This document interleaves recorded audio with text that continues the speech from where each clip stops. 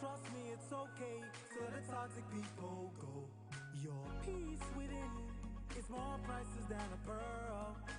You got to be happy, cause life's just way too short. Don't stress the little things, they will only waste your time. Just take it easy, easy like a nursery rhyme. And I'm singing, I know it's gonna be okay. So I wanna see you smile today.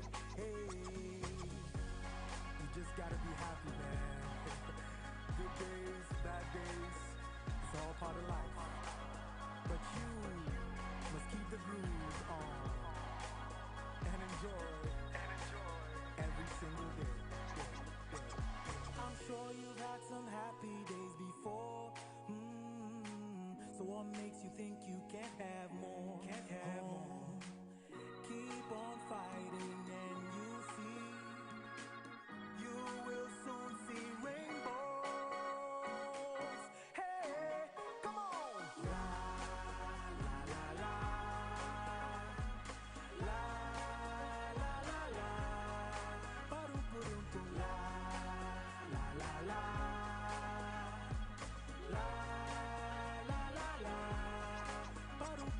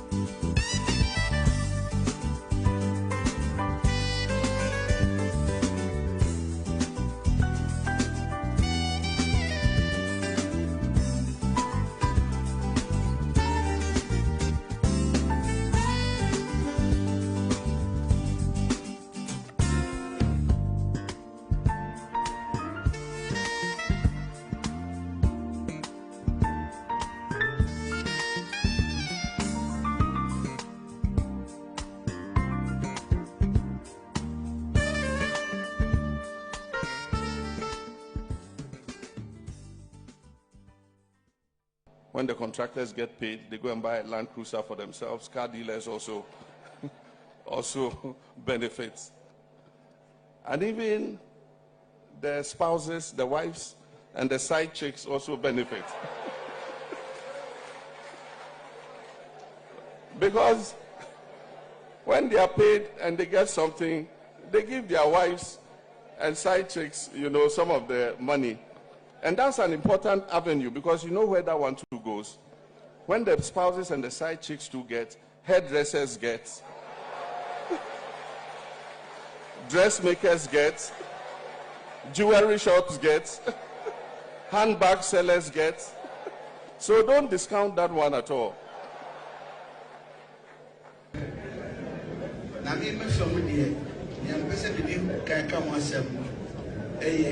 A friend relationship. Onipa Ayade Nansu and Veninam. Benjamin said, Move Brebe Mama, say, your president, former president, before. Tamwa, because school at Motor School, says for. None back of it before. Now I am a collab with Henderson. Now, the woman say, at Motor School, says for my son, you're my cubicles.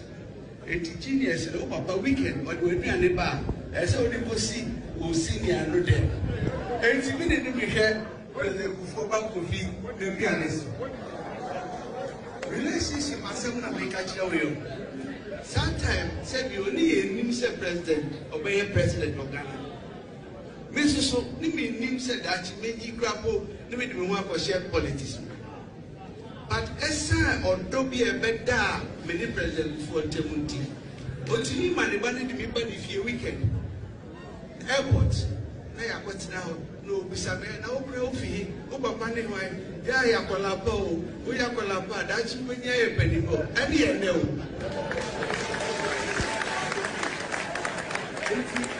Relationship here. Yeah, MDC, you know, as senior. But Yako, you is your Pessia grown Peter Padia. Yamma on your donor way in Temno, and you can see.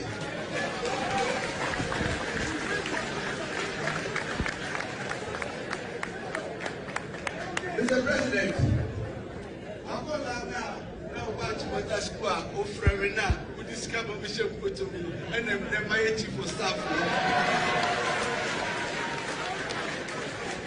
Now, you're tossing the Muswa.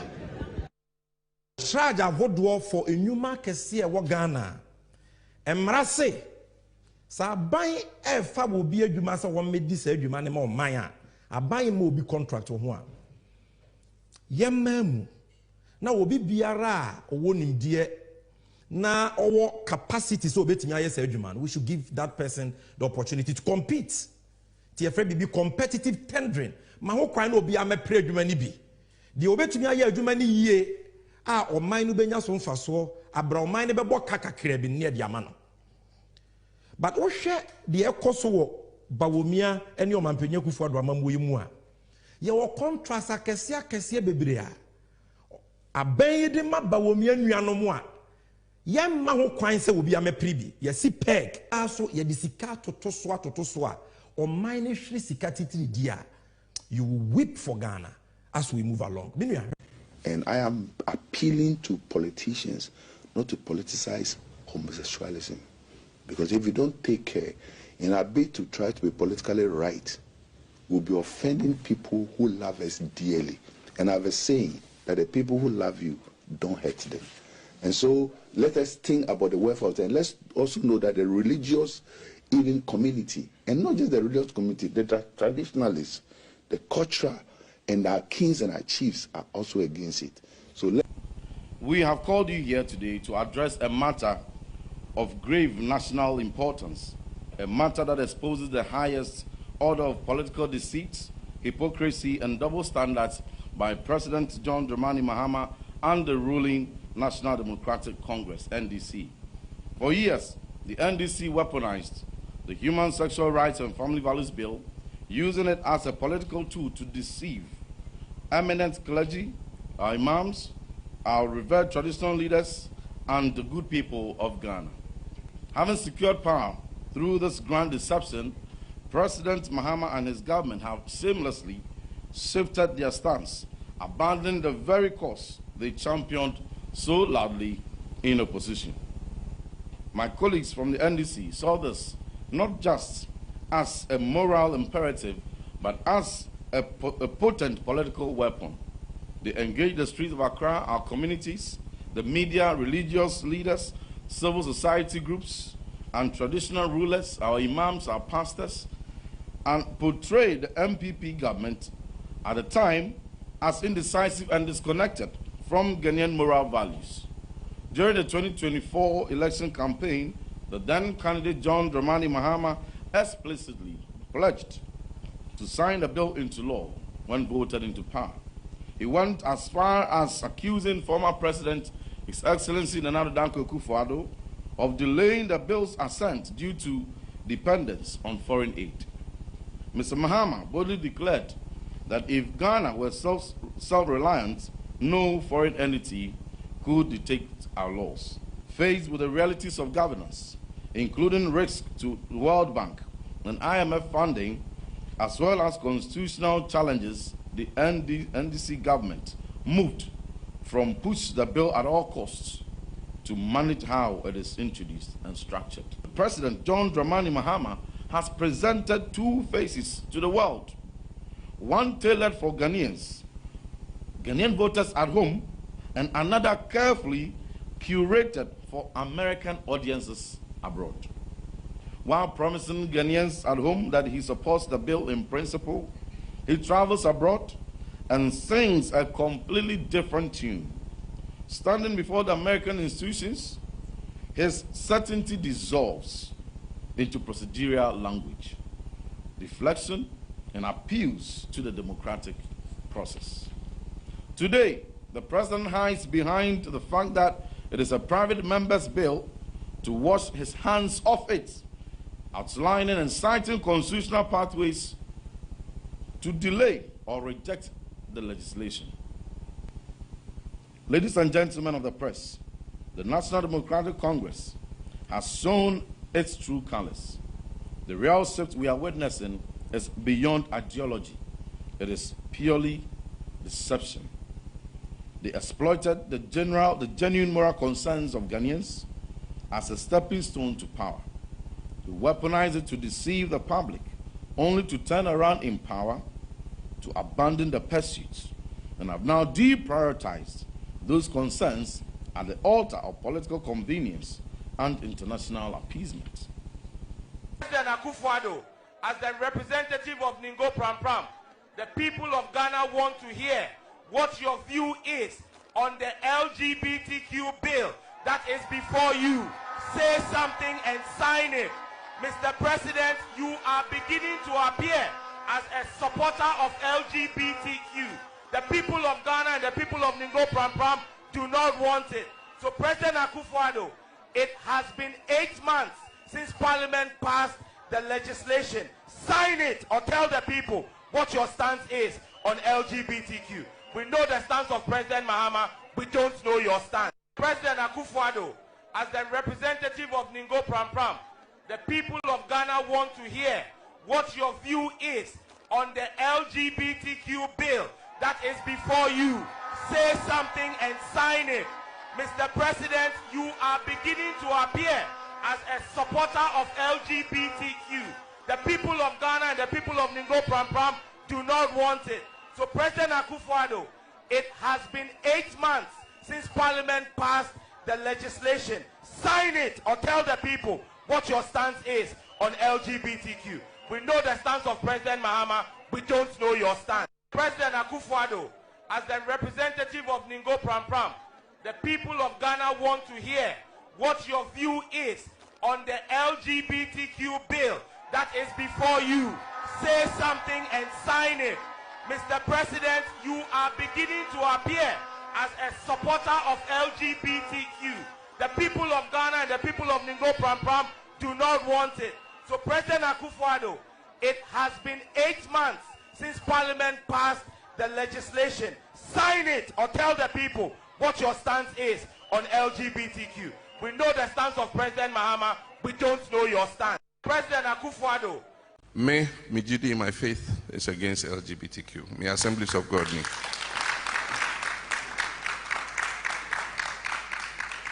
If we say the faith I have, empany say bema bewari bema, oba bewari oba. Bill a war parliament, omunyam passing, but say aban actually says omu passing president on sign. If he say the attorney general like can say bibi a private members motion. Obetimi pass a bill with a private members motion, but any say a dekabia ebeto abanso.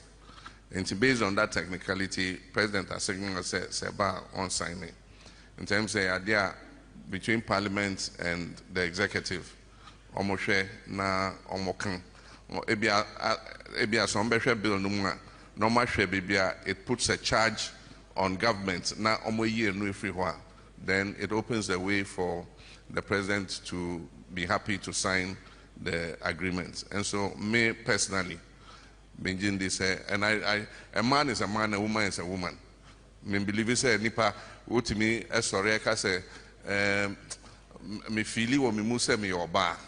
And so yeah, wo me be mind to me cause no my yoba. Debi, I mean nature created us man and woman. And Nyame boy, you know, he knew what he was doing when he created us like that. And so if you ask me, my personal faith is against it. Something you said a little earlier on about freedom of expression. So I want to ask you about what is happening in your country and homosexuality, for example, which I believe is illegal and it's punishable. I mean, why is homosexuality still illegal in your country? These the social, cultural issues, if you like. I don't believe that in Ghana so far a sufficiently strong coalition has emerged, which is having that impact on public opinion that will say, change it. Let's then have a new paradigm in Ghana. Is that something you would get behind? I think that it is something that is bound to happen.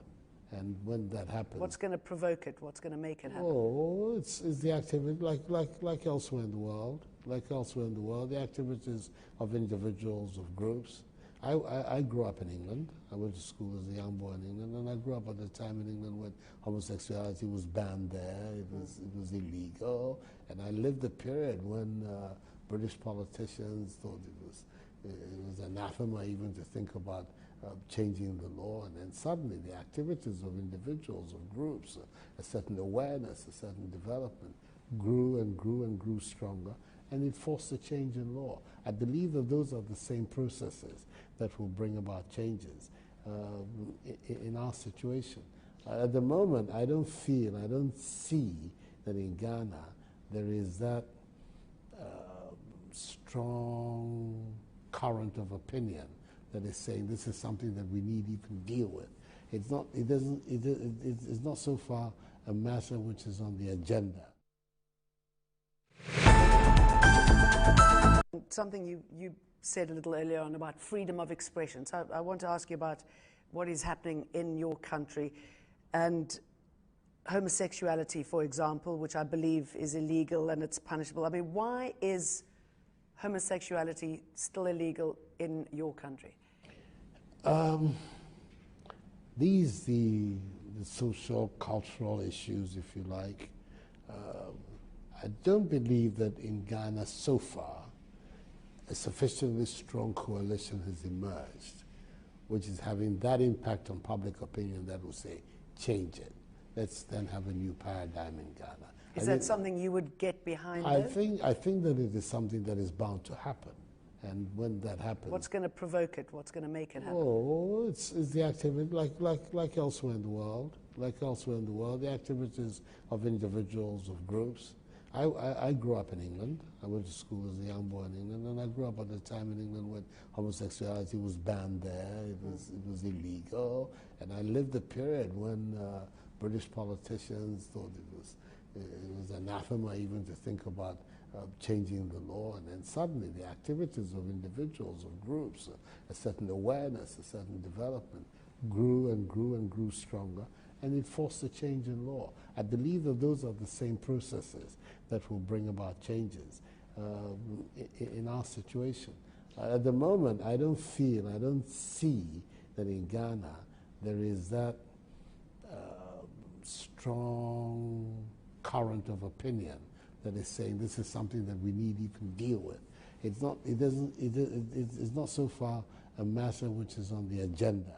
Something you said a little earlier on about freedom of expression. So I want to ask you about what is happening in your country and homosexuality.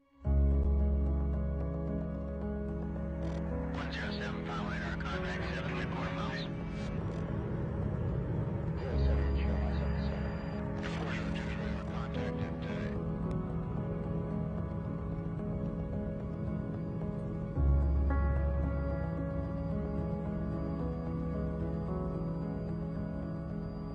Vous savez que les documents constitutifs, la CEDEAO, visent que les élections sont la meilleure façon d'exercer la comptabilité du peuple.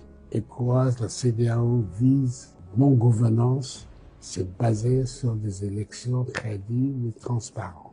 Dans ça, le protocole, la CEDEAO exige que ces élections doivent être organisées dans une manière qui coordonne les valeurs démocratiques. On n'attend pas de violence, on n'attend pas des émeutes, on n'attend pas des dérangements.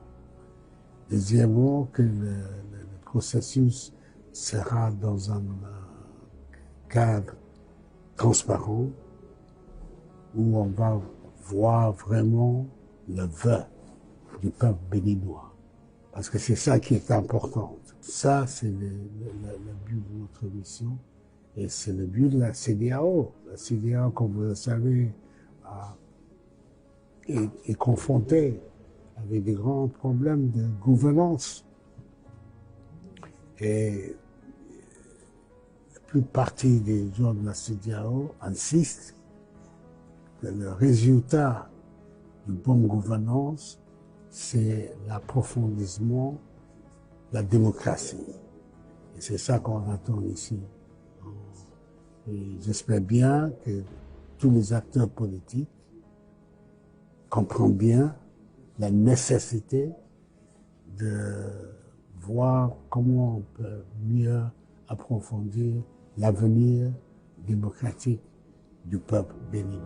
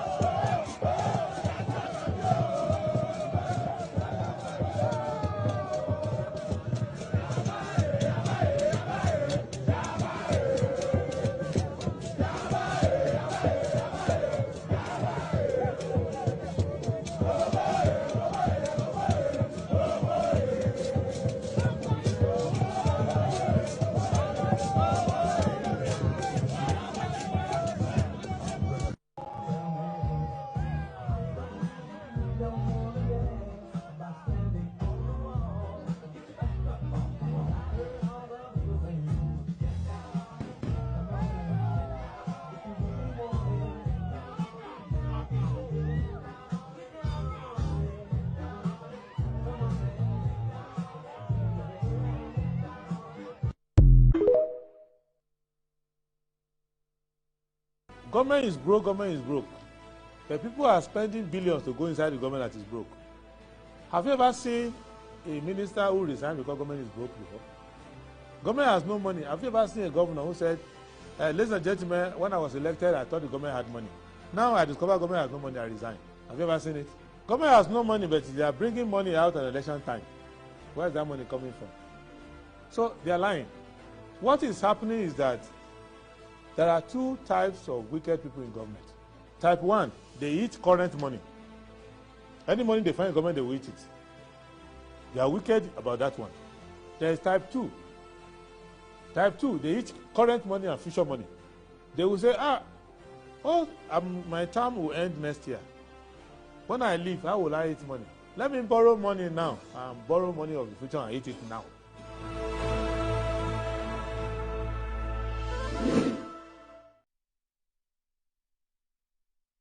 Okay, so assalamu alaikum wa rahmatullahi ta'ala wa barakatuh. Good morning, good morning, good morning. Thank you very much for joining the show. This is Good Morning Ghana on Metro Television. The show is also live on 94.1 FM. That's on your radio dial. My name is Aldo Moore, and it's always a pleasure to come your way. It's a beautiful Friday morning, yes indeed, and I want to say a big thanks to the Almighty God for making it possible for us to return here to join the nation's conversation on the big issues that are making the rounds in our dear country, Ghana.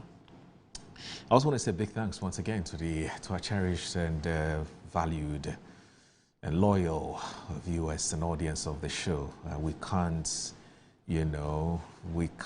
do the show without you. That's how much we value you. So please tell a friend to tell a friend to tell a friend that this is where the real, dispassionate, intellectually stimulating and thought-provoking conversations happen. Today is the 10th of April, once again, it's just 2026, and I want to say that Juma Mubarak to our Muslim friends who are watching us this morning. I want to say, may Allah accept our dua, may Allah accept our prayers as well. So let's meet at the mosque at 12:30 today for our Friday prayers, the Juma prayers as we affectionately call it. Let me start with the newspaper review now. In fact, the newspaper and the online review. And I'll start with the Daily Graphic. The Daily Graphic this morning reports that government gives fuel price relief. Measures include public transport fare and tax cuts. Heath Goodfield seals $2.3 billion deal at Bogosu Prestia Mine. That's a Fisheries Ministry sanctions Fujian farms over sanitary breaches. The Ghanaian Times, transport operators reject Toyota Volkswagen ban, call for stakeholder engagement. NPRA cracks down on pension defaulters, recovers 27 million cedis. Prophet arrested for alleged threat against VIB. We will make Gomwa Ghana's tourism hub, Gomwa Central NP. Daily Guide, Nana arrives in Benin for election observation. NPP revises internal election guidelines. AGOSP clash over power to prosecute. Mass dead fish wash ashore at Tema, and as 2 killed, vehicle bent in Busumchi violence.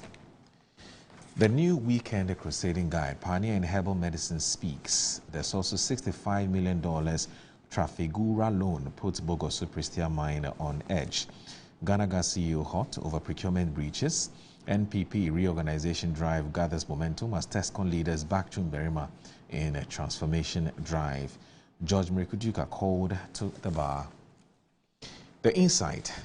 Heath Goodfields takes $65 million collateralized Trafigura loan without government approval.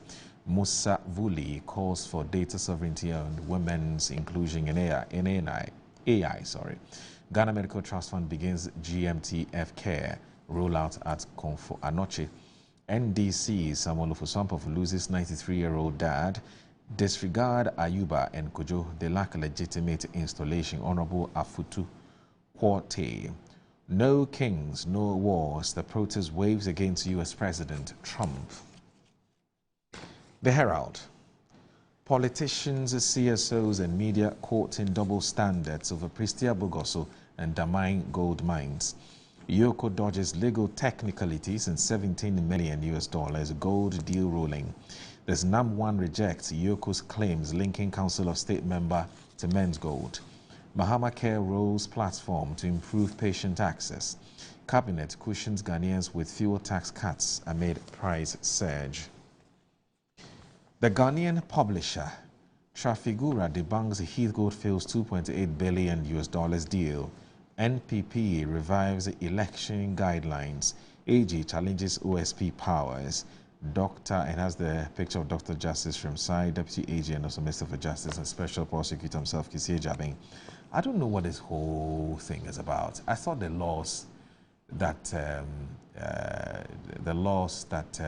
set up the office of the Special Prosecutor was clear. Our Constitution is also clear about the limitations of any institution that will be set up, you know, pursuant to the 1992 Constitution. So I don't know what this whole back and forth with the Special Prosecutor and the Ages Department is all about. Actually, I don't necessarily know. I think it's just a bloody waste of everybody's time. There's also questions mount over EMP's domain takeover. The custodian says that MPP updates rules for internal elections. Minority wonders if NDC will cut cocoa price in election year. Trafigura, Heath Goodfield signed 700,000 gold offtake deal. And as World Bank projects Ghana's 2026 growth at 4.8%. Zoom Lion, Geo Pomona signed deal to modernize Zimbabwe's waste sector. Once again, Zoom Lion, congratulations. Daily Post, Ghana Medical Trust Fund begins GMTF care rollout at Konfanochi. Cabinet directs Finance and Energy Ministers to remove taxes and margins on fuel prices. Ghana Enterprises Agency, in collaboration with the MasterCard Foundation, leads access to market drive for SMEs at Kwewu Business Forum. And then you also have the Catholic Standard. The Catholic Standard this morning is reporting that what has changed. Debate deepens as MPP weighs in on Mohammed's LGBTQ plus stance. 7,000 teachers, not enough. Easter explosion, Kwewu and Goma light up Ghana. Accra underwater, floods return with a vengeance. Jobless and hopeless, unemployment crisis threatens Ghana's future. And then you can always expect an editorial from the Catholic Standard. It says, hold the line. And there's also crisis rising, Ghana erupts in joy. There's Galamsey, war stalls, illegal mining fight falters as National Anti-Illegal Mining Operations Secretariat faces mounting hurdles. Now, if you go to online, you have myjoyonline.com that says, you know, it says, right move, wrong timing. Comac CEO questions government's delay on fuel price relief. 9 dead, 2 missing after boat capsizes on Volta Lake. And there's to show us the money. Comac CEO demands full disclosure on Dumso levy windfall. Mahama enforces fuel coupon ban for ministers as cabinet moves to slash fuel taxes. We've got to figure out how to make sure that this doesn't happen. Yes. There's also City Newsroom has complied with Tier 2 pension rules of face prosecution. NPRA warns employers. We support Public and AS System, Importers and Exporters Association. And then there's COPEC, fuel tax cuts long overdue. OSP case, let the real party defend itself. Professor H. Kwesi Prempeh. Ghana Web. Professor Prempeh dissent on Supreme Court AG over suit against OSP. There's the rationale for high bail conditions in Ghana, legal analysis. Abu Trika will be extradited due to what Shatawale Kwakesi did, according to Ziega claims. Fuel price spike, Mahama cabinet moves to suspend taxes, cancels fuel coupons. An ex-Black Stars defender left homeless, alleges spiritual attacks from family. MetroTVOnline.com, Mahama reaffirms ban on fuel allowances to government officials. Fianu urges Shafa to lead Black Stars temporarily ahead of World Cup. No Ghanaian referee for 2026 World Cup. Oponfosu raises alarm over decline of national values. And as Mahama reaffirms ban on fuel allowances for government officials. And as GF Executive Council set for crucial meeting to appoint new Black Stars head coach. All right. Then let me also do, sorry about that, I should have done the Business and Financial Times. It's escaped me, sorry about that. So the Business and Financial Times this morning is reporting that institutional strengthening, prudent borrowing top agenda at EBID's 24th annual meeting. Republic Bank calls on local enterprises to scale with innovative financing that's domestically made Twyford tiles penetrate international markets. NPRA recovers 27 million cedis from defaulting employers. And as fiscal council members nominated. All right. So that's it for the newspaper and the online review. Please stay with us. This is Good Morning Ghana on Metro Television. My guest will be joining us shortly. Please don't go anywhere. Tanumo, Onunchoni ha or Dangma, Chicheli Wekung, Yanutumo, Osolimo Giake, Ubao Nani, Aya, Baba Shushui. Amen.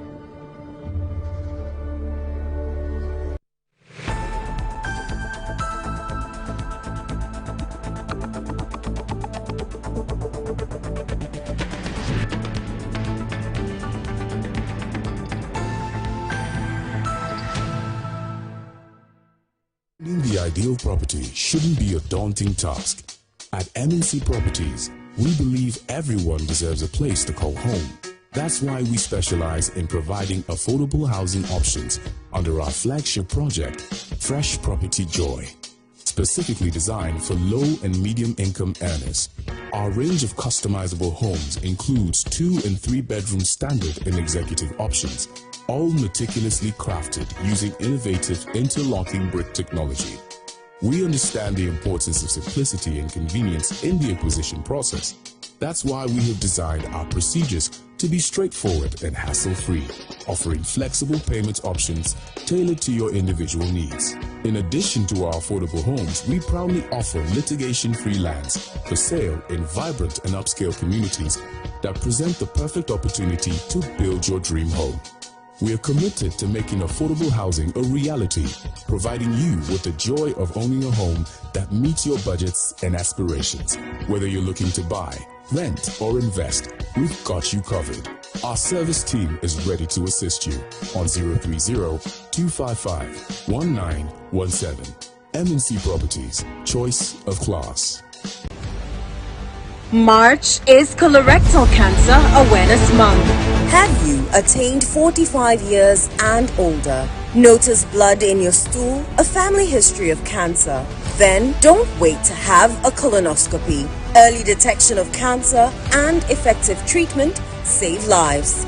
There are weak points in the development and spread of cancers of the large bowel that we have control over to stop, to reduce the incidence and deaths from these cancers. Achieving this success depends on you and me. We are fully prepared. What about you? Visit Mintuba Hospital and Coloproctology Center today or call us. Mintuba Hospital, First Ghana Colorectal Center, in to serve a peculiar health need.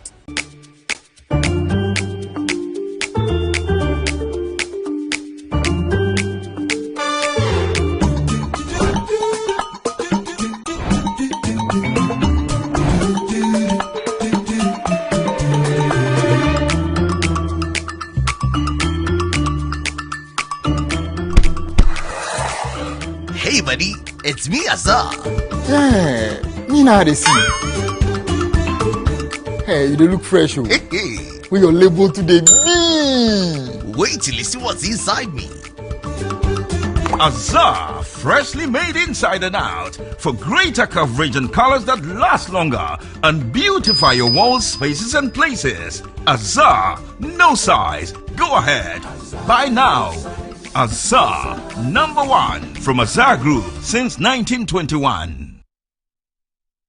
Ghana for me chechi woni nara me din ede baby da pa me di ade sonko kra na ebremo nya ode to aduane mo ama waduane ede pa na me de bremo eno any some spices dey emu wa no bebre o various flavors ubenya eya akoko ubenya nantwie ye di ku jollof ma emu ye de ubenya ye di ku nkwan ye di ku froye mu ho na kope bito na ema waduane enye de unyimi nia ye nkon tie nyankofo eka Autant de communication, ni all enjoy Oduba. That's some spices. What in the essence? Hi. I think it's Daliaga. Some spices in a Sabi, Daddy so say. Some spices. Munsam. Some spices. Nyama chicken. Some spices. In Sanaka in Kitwa, measure 10 grams. Your chicken, spaghetti, garlic and ginger, stew, can jollof, and the flavors of Bebre. Some spices, yes, Saka. FDIJ Jadien Kratwe Yatum. Rush. brush, brush, brush, brush, brush your teeth. Brush, brush, brush, 2 times a day. Brush with Kel-Kit. Hello, my friends. My name is Kel-Kit's toothpaste. Wow. I was made to be gentle on your gum, but protected.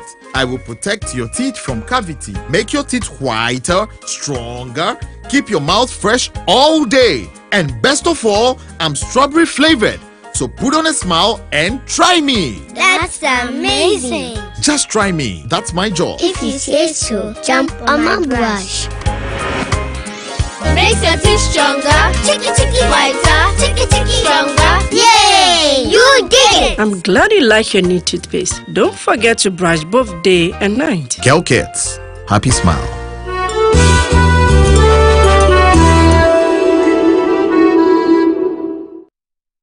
Hey, Unia, new release in Yana. Kaya gum.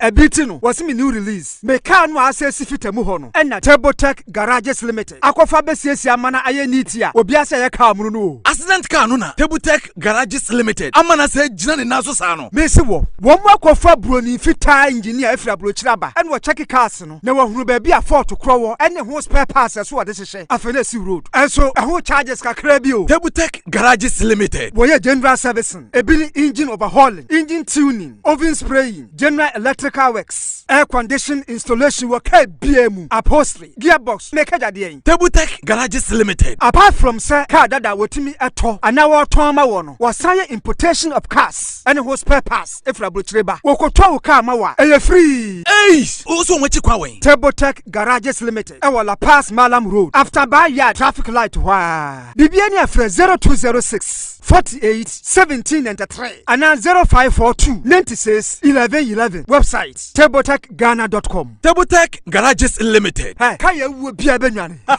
Turbotech Garages Limited. Your car beauty and the power boosters.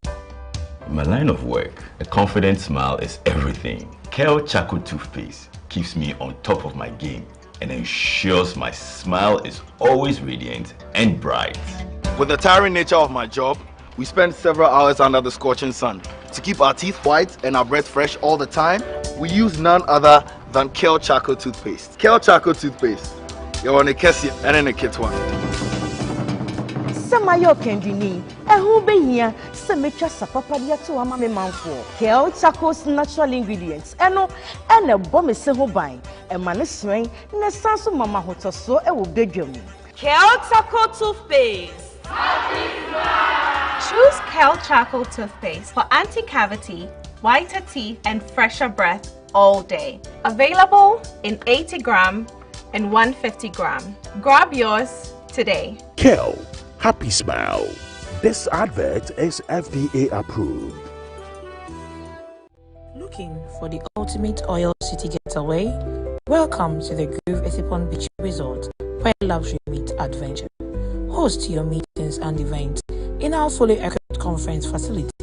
Relax our sparkling pool, unwind in cozy rooms, satisfy your cravings at our scenic restaurant, and enjoy fun-packed recreational activities and a walk through our charming menus.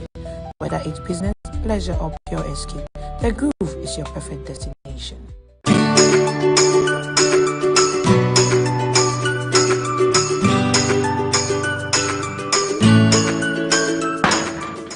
Hey, Bunty, why you there? What lie tell I today go give me my money. Oh, my guy, what's up? Oba unze me dinner dede baby. Scan on ASA. 500 cedis per. Ah.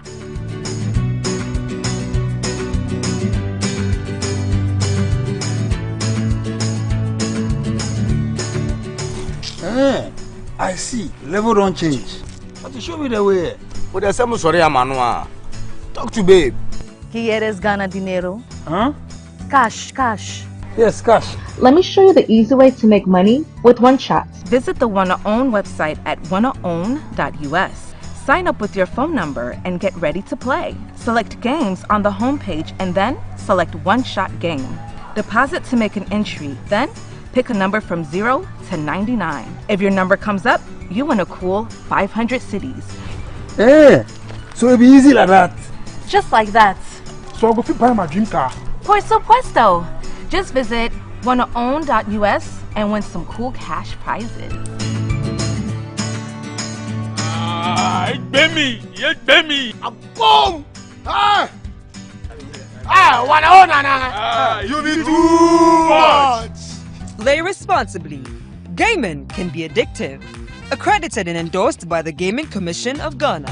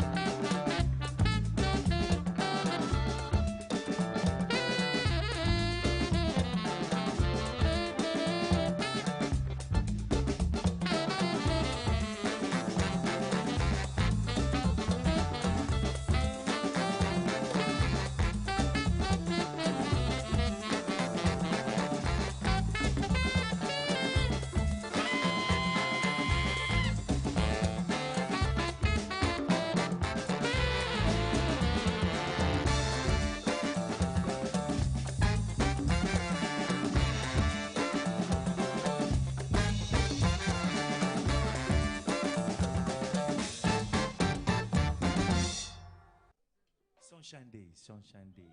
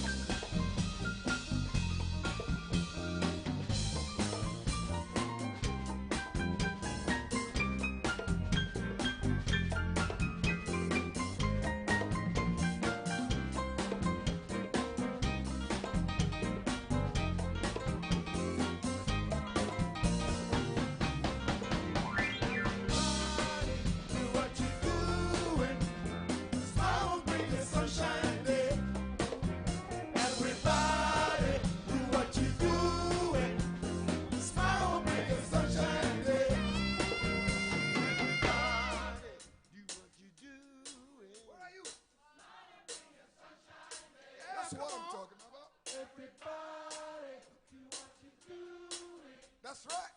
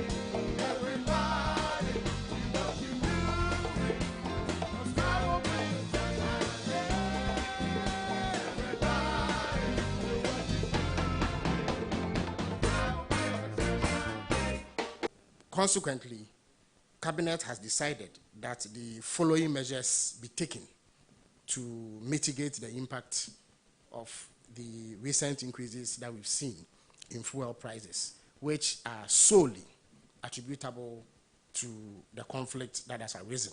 What has happened is that because of restrictions in the Strait of Hormuz, the quantities of fuel that could be transported through that strait has reduced significantly. About 20% of crude oil parcels pass through that strait, and since the beginning of the conflict, there has been significant restriction. This has led to an increase in crude oil prices.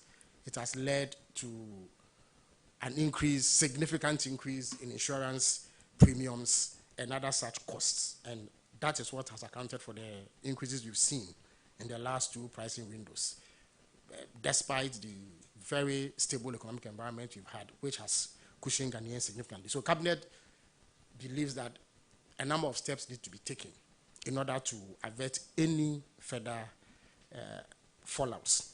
So the first directive that Cabinet has issued is that the finance and energy ministers should take immediate steps to reduce the price of fuel through the removal of some taxes and margins on fuel, effective the next pricing window, which is about a week from today. And this is supposed to be done as soon as possible. Second, the transport minister has also been instructed to ensure the expedited deployment of newly acquired Metro Mass buses. You recall that over the weekend I announced the arrival of 100 Metro Mass buses.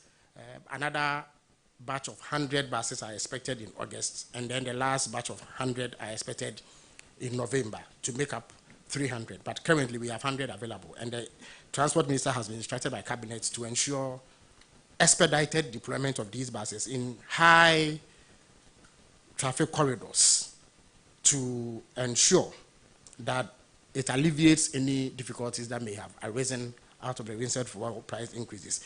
The transport minister has also been charged with ensuring that these Metro Mass buses, in addition to the existing ones, charge or maintain transport fares which are lower than what private sector operators charge. And this is to ensure that Ghanaians are cushioned, especially when we reach peak periods at the rush hour. In addition to this, the President took the opportunity at the Cabinet meeting to remind all ministers and senior government officials and appointees to adhere strictly to his ban on fuel allowances and the allocation of fuel. And this applies to all ministers and senior government officials. Let me indicate that the reduction or removal of some taxes and margins, as I've indicated, which should lead to a reduction in fuel prices, effective the next pricing window, is supposed to last for an initial period of 4 weeks. Consequently, Cabinet has decided that the following measures be taken to mitigate the impact of the recent increases that we've seen.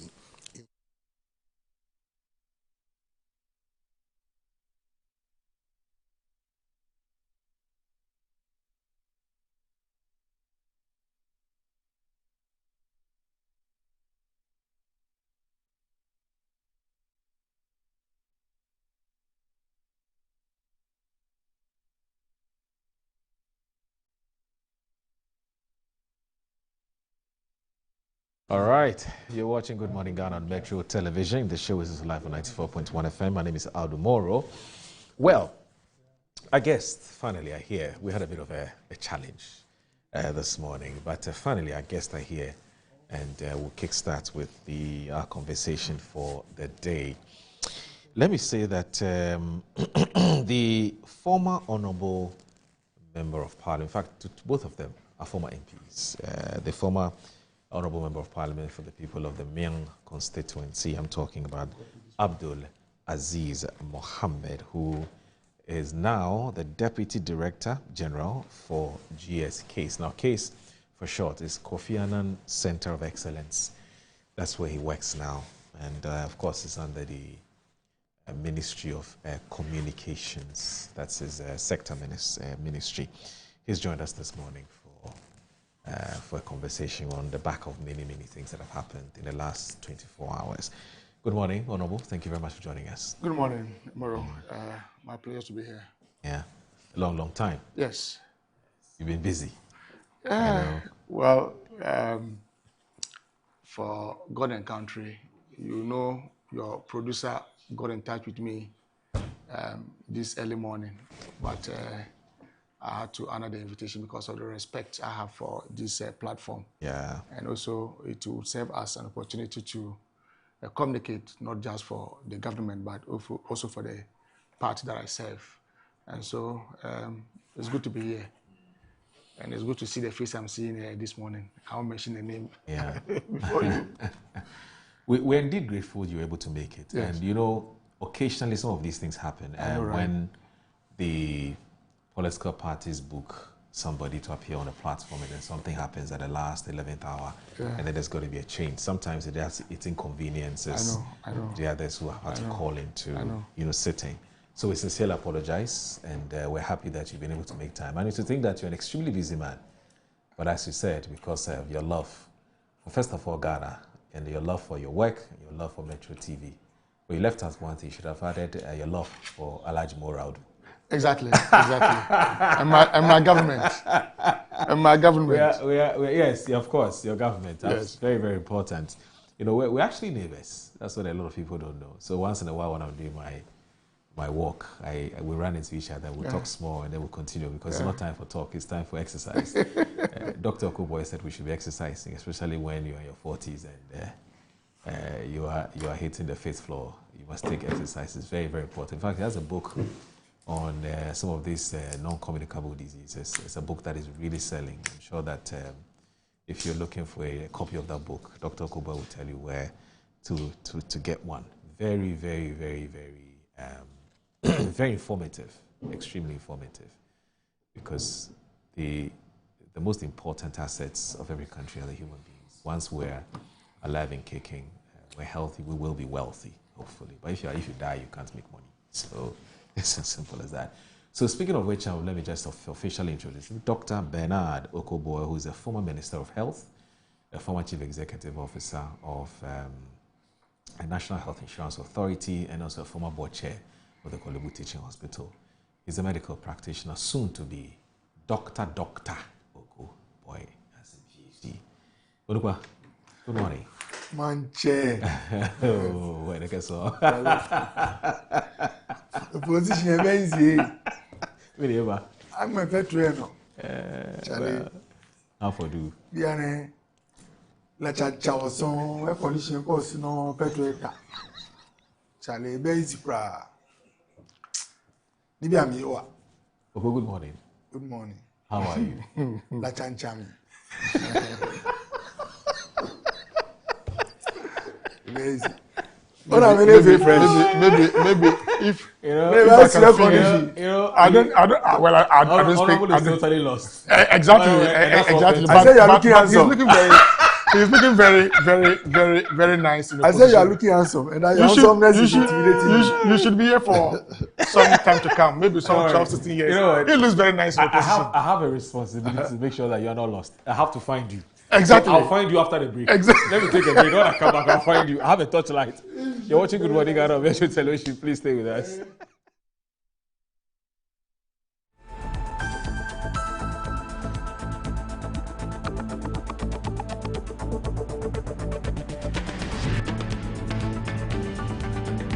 The ideal property shouldn't be a daunting task.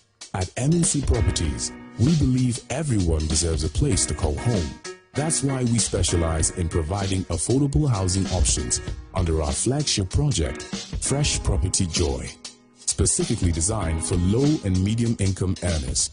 Our range of customizable homes includes 2 and 3 bedroom standard and executive options, all meticulously crafted using innovative interlocking brick technology.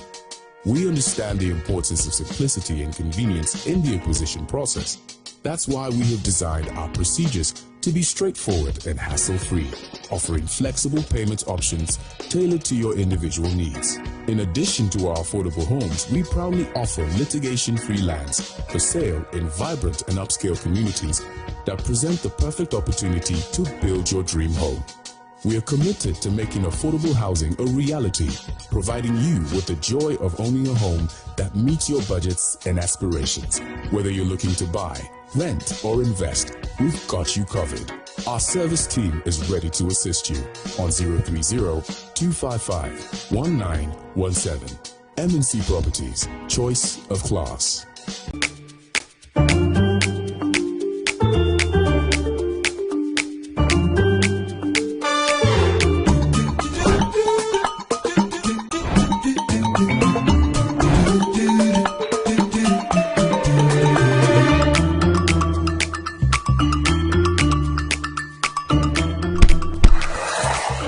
Hey buddy, it's me Azar. Yeah, me now they see. Hey, you look fresh. Oh. Hey. With your label today, me. Wait till you see what's inside me. Azar, freshly made inside and out for greater coverage and colors that last longer and beautify your walls, spaces and places. Azar, no size. Go ahead. Buy now. Azar, #1 from Azar Group since 1921. Yes, next. Hey, Nadia Benson, Me didn't tum. Mr. Friend Kalika, just call me cockroach. Now, Mr. Friend me once now. Hey, that's you. Improve. Yeah. Captain Mosquito, double the action.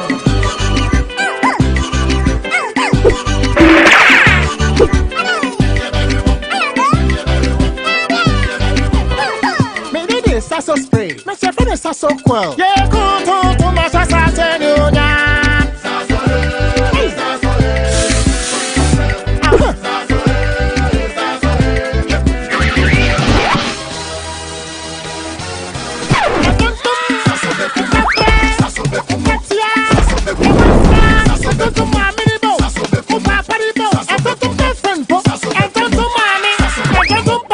Sasso, come on, Tom Preco.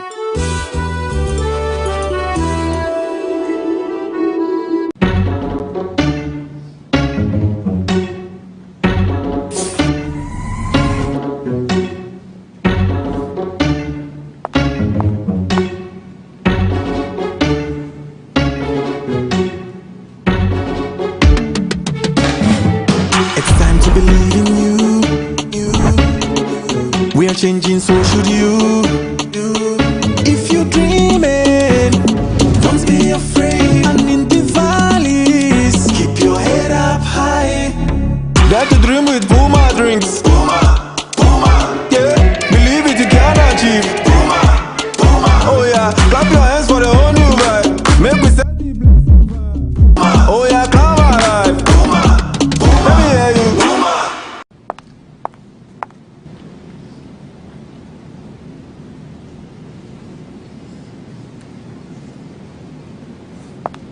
Puma Drinks, a whole new vibe. Another quality product from Casa Precon. This advertisement has been vetted and approved by the FDA.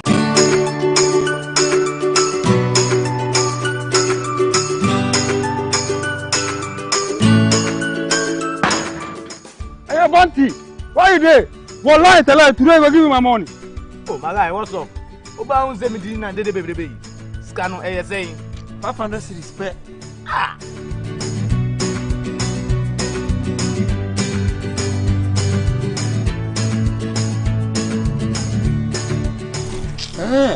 I see. Level don't change. But to show me the way. But there's some sorry, Amanua. Talk to babe. ¿Quieres ganar dinero? Huh? Cash. Yes, cash. Let me show you the easy way to make money with one chat. Visit the Wanna Own website at wannaown.us. Sign up with your phone number and get ready to play. Select games on the homepage and then select one-shot game. Deposit to make an entry, then pick a number from 0 to 99. If your number comes up, you win a cool 500 cities. Hey, so it'll be easy like that. Just like that. So I'll go fit buy my dream car. Por supuesto. Just visit wannaown.us and win some cool cash prizes. Baby. Boom! You be too much. Play responsibly. Gaming can be addictive. Accredited and endorsed by the Gaming Commission of Ghana.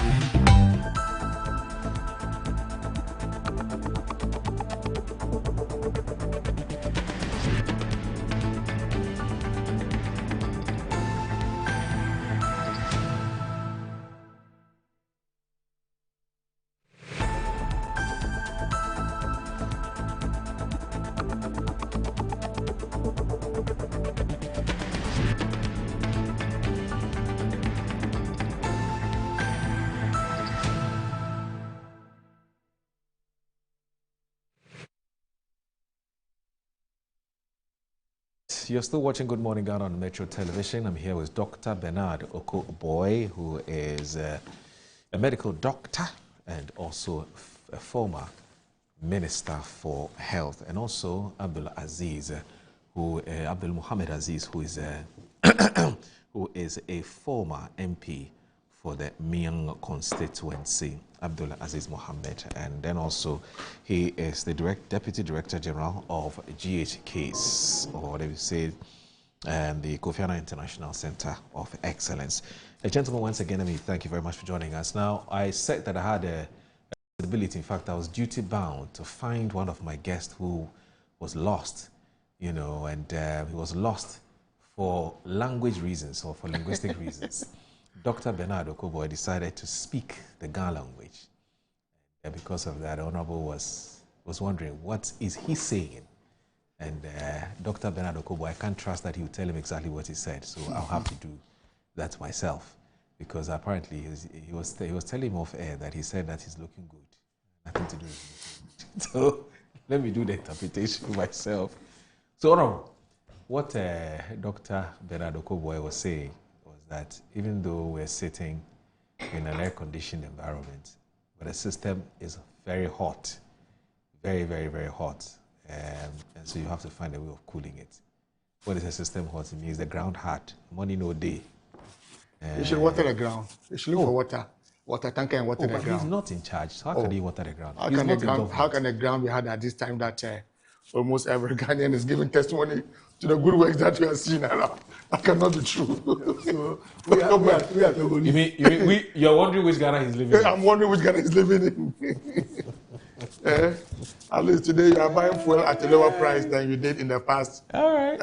Inflation is down, so the ground cannot be hard as you claim. Well, speaking about whether the ground is hard or soft, yesterday the Minister for Communications and Minister in charge of Government Communications, the presidential spokesperson Felix Ofusukwachi, met the press and spoke to Ghanaians about some measures that government are taking to basically cushion Ghanaians as a result of on the back of the rise in crude prices, which has also culminated in the rise in the ex-pump price, i.e. how much we pay for fuel when we buy it.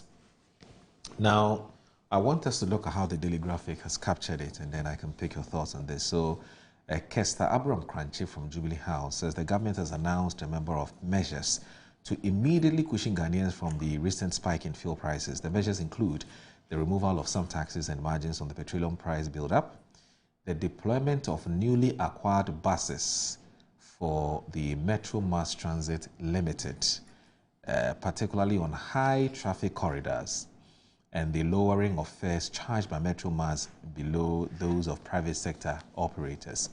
Now, the Minister of State in charge of Government Communications, Felix Kwachi Ofosu, announced the cabinet decision yesterday evening at the Jubilee House in Accra. This was after a cabinet meeting chaired by President John Dramani Mahama yesterday. Now, what is the context?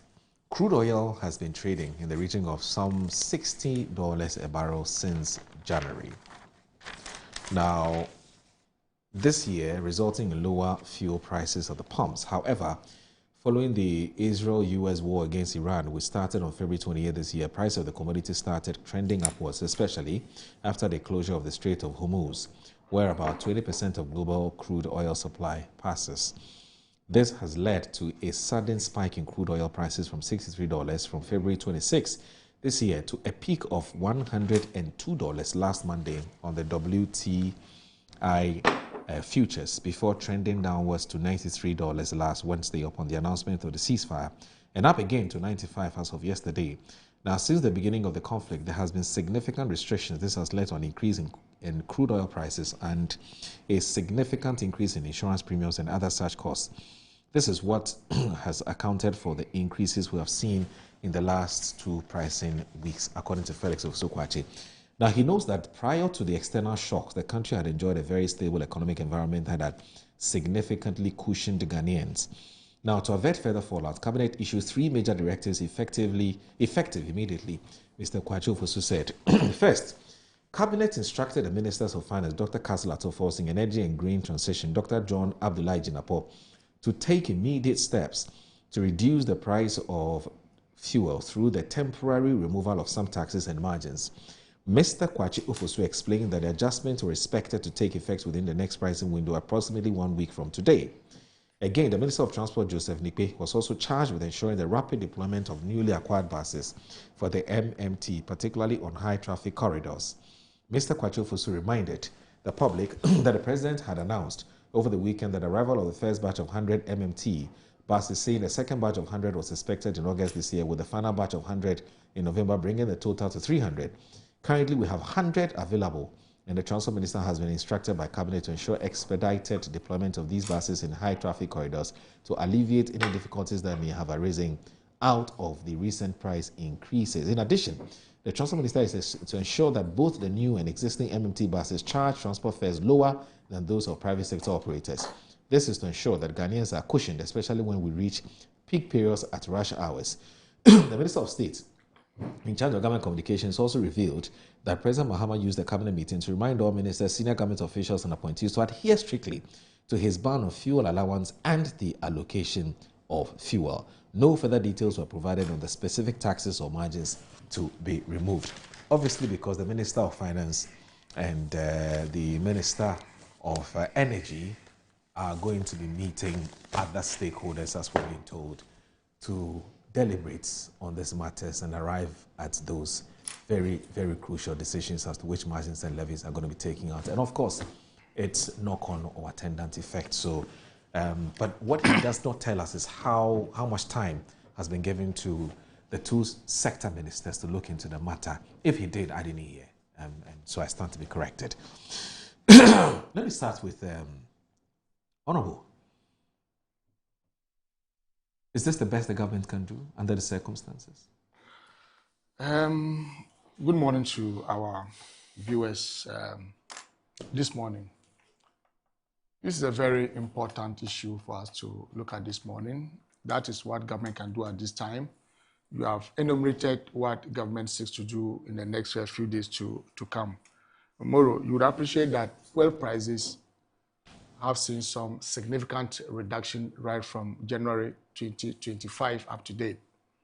When this government assumed power in January 2025, fuel prices were hovering around some 17 to 18 Ghana cedis for diesel and about 14 Ghana cedis for a liter of petrol. But because of the significant and unprecedented management of the Ghana cedi or the forex.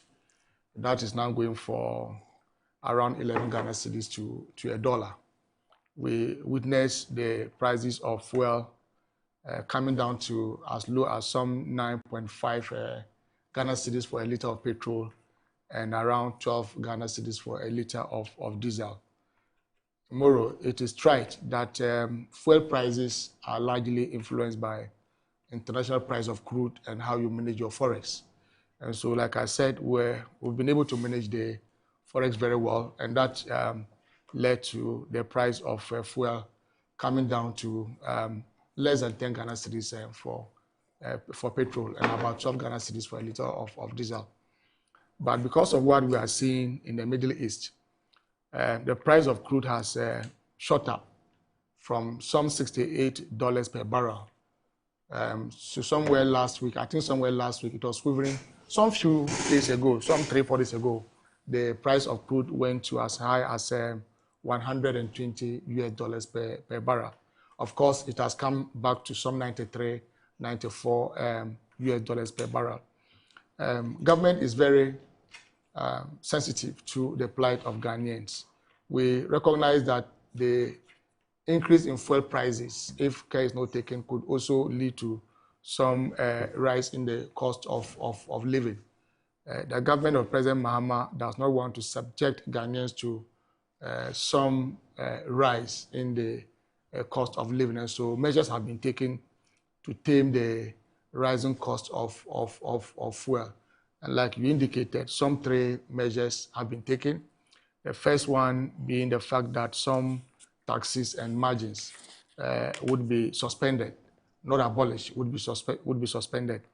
And then the public transport from the government side would be boosted to augment what the private people are doing. And so we are very sure that these measures that government has taken would cushion the Ghanaian public against fare increases.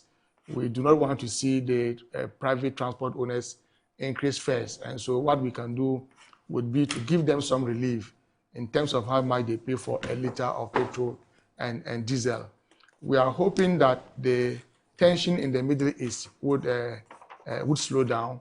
The parties have begun engaging, and that's why you see the price come down from $120 per barrel to about $96 this morning. And so we are hopeful that some permanent relief would come. And so that's what government is doing at this time to be able to cushion the Ghanaian public. You see, you remember that in this country, somewhere 2022, when price of crude was hovering around just $100 a liter of diesel went for 24 to 25 Ghana cedis in this country. A liter of petrol was around 18 Ghana cedis, and that led to an inflation about 54%. We do not want to get there. President Mahama understands the plight of the ordinary Ghanaian and would want to use the state force to intervene for the Ghanaian public. And so that's what government is doing for now. I'm sure, like the Minister for Government Communications indicated, in the next pricing window, these reliefs would reflect in the pricing. It is not immediate because you know that we have a pricing mechanism that deals with 2 pricing opportunities every month. And secondly, the Minister for Finance and the Minister for Energy and Green Transition would have to engage the stakeholders who will be affected by this government policy.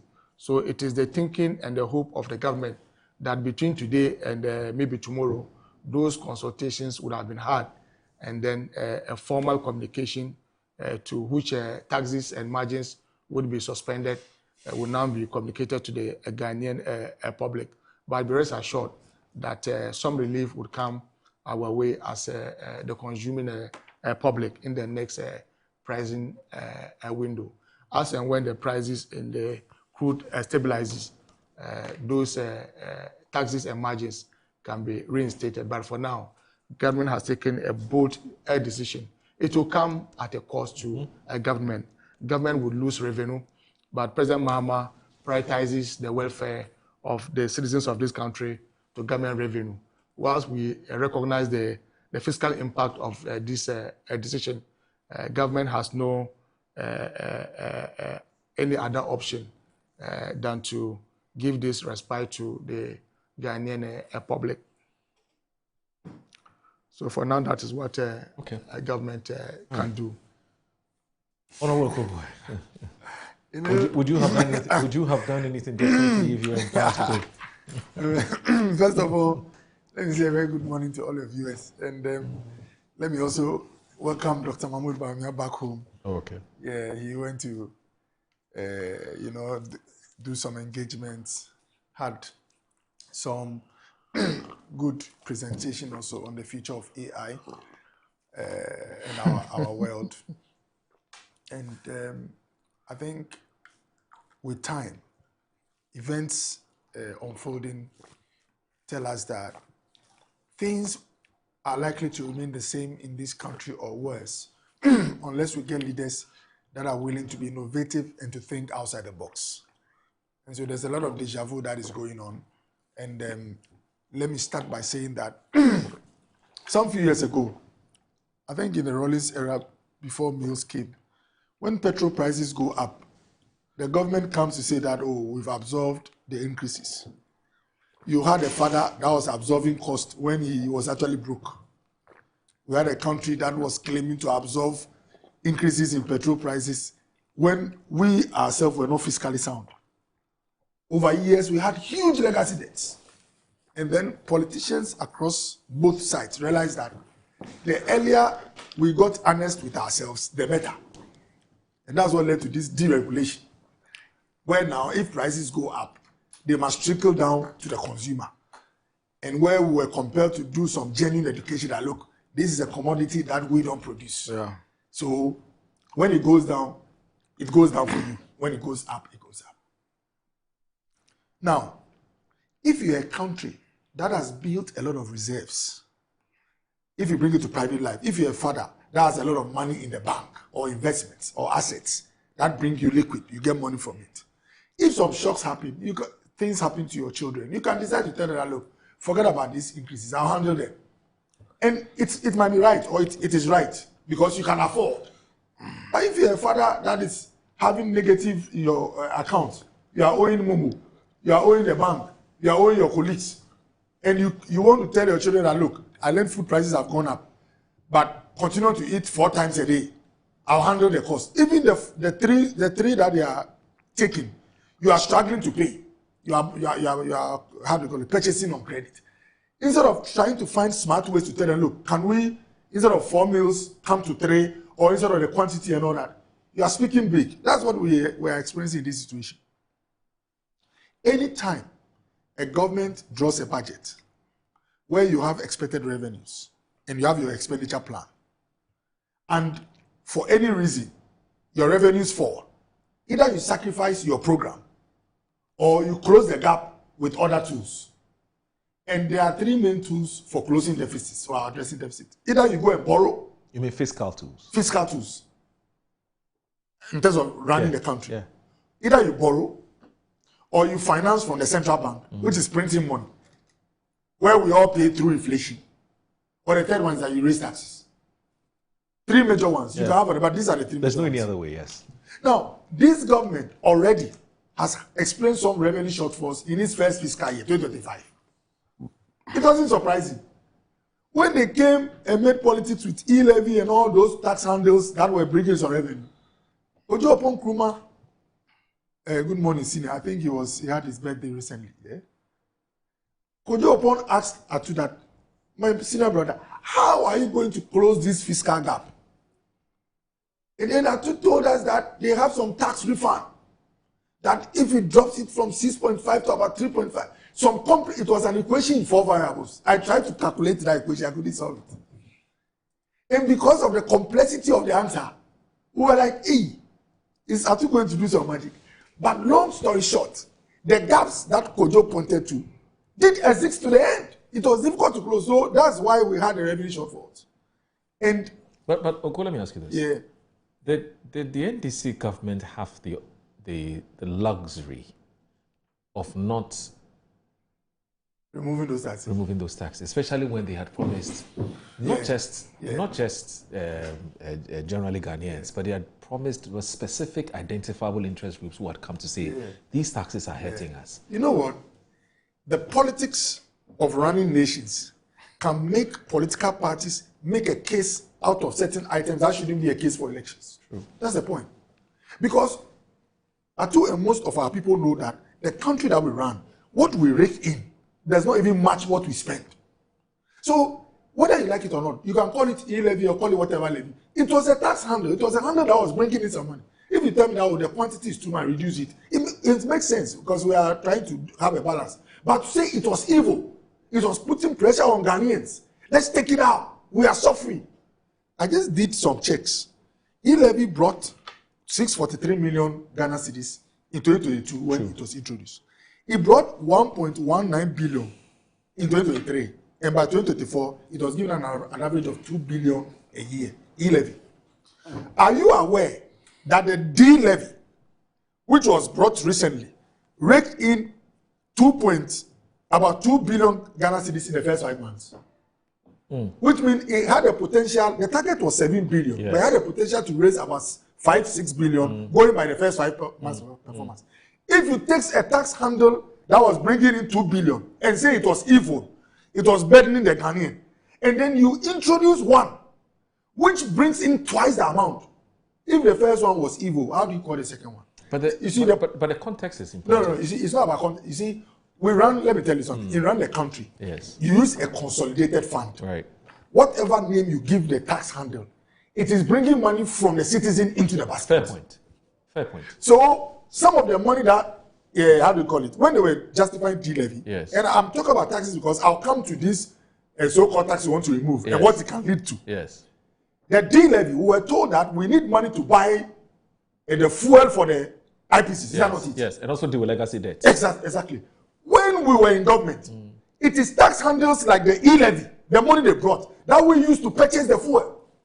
Right. So I don't need to call the E-levy, how do you call it, a fuel levy for you to understand what it's going to do. Once it enters the basket, it becomes part of the resources for keeping the ship of state afloat. That's the point. Yeah, but you left something else. Yeah. You left something else. Remember that at the time, the conversation wasn't just about the introduction of a tax and the fact that we were strangulating ordinary Ghanaians or paying extra levies and so on. But there was a second leg of the conversation. The second leg of the conversation was about whether indeed we were consistent with our digitalization drive. I get you. Right? That you had a government that was promoting digitalization. You remember what Dr. Baumia kept touting and going around and telling everybody and the importance of digitalization. Then you introduced a tax handle that sought to then undermine that same drive. So that was another leg of the argument. The beauty, I agree. Yes. It's a fantastic point. The beauty of democracy, and that's why my former MP said, the beauty of democracy is that any step you try to take, even if well intended, democracy allows us to think around it and point to the advantages and the challenges with your step. Fair point. So the challenge with that step is that you had a government that was trying to promote digitalization, yet was trying to tax it.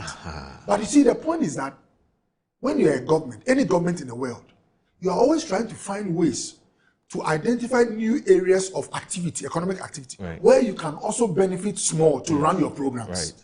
And why are you looking for places? You are looking for places because you have a program which is bigger than what you are raising. True. So if you take the D-levy, for example, people forget the reason why the D-levy was done expeditiously, entered parliament in the night and came out born fresh, was that those who introduced it know that if it had stayed in parliament for even 2 weeks and we had engaged in conversations, there will be antagonism and resistance towards it. No human being likes tax. So the point I'm making is that you can always find reasons why D-levy 2 is not good. And one that comes to mind easily is that fuel runs factories and all that. In fact, the production sector, the one that they want to use to do 24-hour economy, the engine that runs it is fuel. Yeah. When you go to B2 plus and all that, they run on serious fuel. Yeah. Someone can also say that, but if you want to move from 12-hour economy to 24-hour economy, the fuel that will run the engine, you want to tax it. It is the reason why, Dr. Koboy, if you listen to again the stimulus packages that the government that businesses were interested in participating in the 24-hour economy were going to be part of it, is that you'll be given some incentives. No, I know. You see, so because I'm just buttressing the point a little bit. You see, you cannot say Oton will run the 24 hours. And yet you are increasing the cost of running 24 hours. Yes. And that's a fair point. It is part of the packages. No, I agree. Which is to make it easier and to incentivize you to do it. Again, I don't want it to be like it's deja vu. Yeah. But when you study the document of 1D, 1F, it was all about incentives. Right. I was in Parliament. This Obuasi Goldfields, before we came 2017, you know it had shut down. Yes. Otu told Nana in his face, Nana, I have faith in you. When you come, you know how you can open this mine. You know how their minds was open. They brought tax relief to Parliament. I was part in Parliament when we approved it. Oh, that's why you revived it? Yes, worth over $1 billion. Wow. Because they needed to re-engineer the mine, bring in machinery and all that. And the people were making some demands on the state. If you can give us these reliefs, we can open the mine. That's how Obuasi was reactivated. Right. Point I'm making is that governments before this government also look at incentives. But I just raised all these issues to know that some of the things we say during campaign, they come back to bite us. Look, let me be frank with you. Another issue. Sorry, before you talk about what being frank with me. Again, I raised issue about context. Again, recall, let's cast our minds back. Part of the reasons why civil society organizations rose against the introduction of e-levy, in addition to the other issues we've raised, was the fact that civil society organizations and some section of Ghanaians, I'm not going to say every Ghanaian because there's no poll that shows every Ghanaian was against it, but some Ghanaians felt that you, the MPP, were living large. You were splurging. You were spending monies on things that did not matter. That one is campaign city. And yet, no. I mean, you're doing back on memory. As for living large, look at the size of my tablet, and look at a former Mion MP size of that. The size should tell you how we are living. So this one is an official tool. See the size of my tablet. If you are straight to see the size. But I'm not just told that. This one is for official purposes. Company buy for half. Government didn't buy. So you would realize, But Muru. No, just a second. Would Okoboy deal with the issues of the fuel prices? Okay, all right. Okay, so what else has to do with it? If he wants us to deal with the general economic issue, then let us deal with it. He's just pointing out what he believes is the double standard and the duplicitous nature. I'm not sure he has said so. That's what he's trying to do. I'm not sure he has said so. Okay, so he has spoken for a very long time, and yet he hasn't dealt with the issue. Okay, that's fine. So what I'm saying, in the past, do you agree with President Mahama and the government on the intervention? You see, I like what he said, that we were not carrying the people along. Yes. The D-levy was brought under a certificate of what? Emergency or agency. The time they brought it, we are done close to 1 year in government. Yeah. Why was it brought under emergency? Is it that if it went through the normal, something happened to the country? It was brought because they didn't want us, civil society, stakeholders, to start to broach the matter and to look into it. Why? Because there is no way a discussion on tax ends with citizens saying that charge us. So I'm just laying the foundation that what they spoke up against, and now when they are talking, we removed e-levy, but they don't remind you that they brought e-levy. And by the way, D-levy raised in 2-3 times what e-levy was bringing.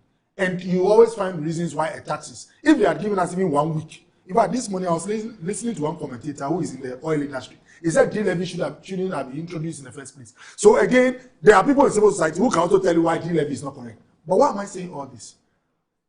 There's a reason why my brother Felix held a press conference, spoke a lot, and yet we didn't hear anything. Listen to my words carefully. Government. You spoke a lot, and you didn't hear anything. Hey, listen. I cannot more feel wait, listen. My brother Felix, if I had missed him, I wanted to see him this morning. Friday. Felix spoke so well and for so long, yet I couldn't hear anything. When tax item was taken off? Not yet. Correct. Number two. I'm sure he has used like twice the time that I used. He's asking the question, right? Oh, you like twice the time that I used. And yet he hasn't dealt with the issue. Oh yes, he'll deal with it. Go ahead. He's commenting on Felix's presser. Ghanaians who are awake this morning were looking for about 2 or 3 things. One, which of the taxes on a liter of petrol or diesel has this government taken off? That's the first question. Correct. 2, what is the quantum per liter? So that if you know that you are paying, let's say, 15 cedis per liter, you know that they've taken 2, so it's dropping 3. Yes. These 2 crucial things, as we speak, the offer is not in place, the amount is not known. Fair. It's a fair point. And the third one, which even is the most crucial, is that you see headline news. I was listening to City. They were referring to headline news on graphic. Government gives relief, more or less. I'm just trying to paraphrase. Like cabinet gives relief. Government gives fuel price relief. Has the price of fuel this morning? Is there any relief? No. So, Boy, why is it this way? I'm surprised. Allow him to analyze the way he deals with. No, allow him to analyze the way he deals with. Yes, allow him. Perspective and impression. Exactly. The impression is that fuel prices have been reduced or something has been done. But it is not the case, that's not it. It is a future thing you want to do. Yes. Now, it was an emergency cabinet. If you know that your interventions will kick in after a week, and that even the particular intervention, you are not sure yet, why do you send my handsome brother to stand before the media when journalists can tell which offer he is bringing? And let me conclude by saying, Amoro. So how would you describe? Yeah. How would you describe? 2 things. The deployment of some 100 buses. Urgent deployment of 100 buses. As we speak, there are more trotro buses being deployed by private sector than the government. So this is a drop in the ocean. We've been given the option of boarding metro bus. And it's going to be cheaper. That's relief. Look, although the first item, which is some taxes, is vague, amorphous, cannot cannot be, is not tactile. You can't touch it or identify it. It's even better than the other 2. Why? I'm saying so because the quantum of seats that are required on the trotro or commercial passenger market, when you introduce 100 buses, the impact is almost negligible. And you see, the reason why they now started mentioning buses and they went on to mention fuel coupons by executives is that there was really nothing much to say now. And that's why I think that things were rushed a little bit, my honest opinion. Maybe if they are too forcing and it seemed JJ Dems had gone into conclave, come out with some specifics, you know, the value and the volume and how long it will stay on that. My brother Felix would have had quite some good meat to give us. So I think it was a little bit rushed. Actually, I think you're making a very important point. You see, because 2-3 weeks ago, what about 2 weeks ago, that the president told us that there's going to be a cabinet emergency meeting. It must have been during the Easter holiday season. So then, I get it. It would have been a good idea for the 2 sector ministers to have been, and in fact, the president should have said, I've already instructed them to sit down and look at the taxes. So that when Felix comes to address us, there's more specific, you know. That's why I said I get it. My brother spoke so well. Would have been good idea. Spoke for so long. But there's no much to take away. All right. Tomorrow, we said there's no much to take away. No, so and 1 second. It's okay. No. And just 1 second. And you see, the reason why I was mentioning all these taxes and cabs, that let's be frank, had it not been for politics, he knows what I'm saying is true. You shouldn't try to remove tax scandals, like as in try to give reliefs and things and create gaps when you have to borrow 17 billion to pay workers. But are you going to say? Who is borrowing 17 billion to pay workers? Atu himself said it. Atu recently said no, you were getting him wrong. So you correct it. Okay, he will set the record straight. The point I'm making is that between my brother and myself, if we take politics aside, just as we deal with deregulation tomorrow, with time, we must come to the place where we don't go and play politics during campaign with, I will take out this, you can do something about oil prices when global events are happening. Because in fact, one of my suspicions is that there were people in cabinet who had serious reservations about attempts to take out tax handles in a rush, knowing some of the problems it will cause in the future. And I suspect that's why they said they should go and spend more time to think about what to do. So bottom line is that we politicians should learn. When it is elections, let's find items that we can do politics with. These things you are about to do, if we are honest with ourselves, the best way is to let the price increases translate to the consumer, especially when you don't have the reserves to buffer, to pay for. This time is deficit that you might create, and you have challenges in the future. Okay. All right. You see, Moro. Yes, sir. Okoboy has spoken for a very long time. About 30 minutes, eh? And yet he has not dealt with the issue that we table for discussion. Okay.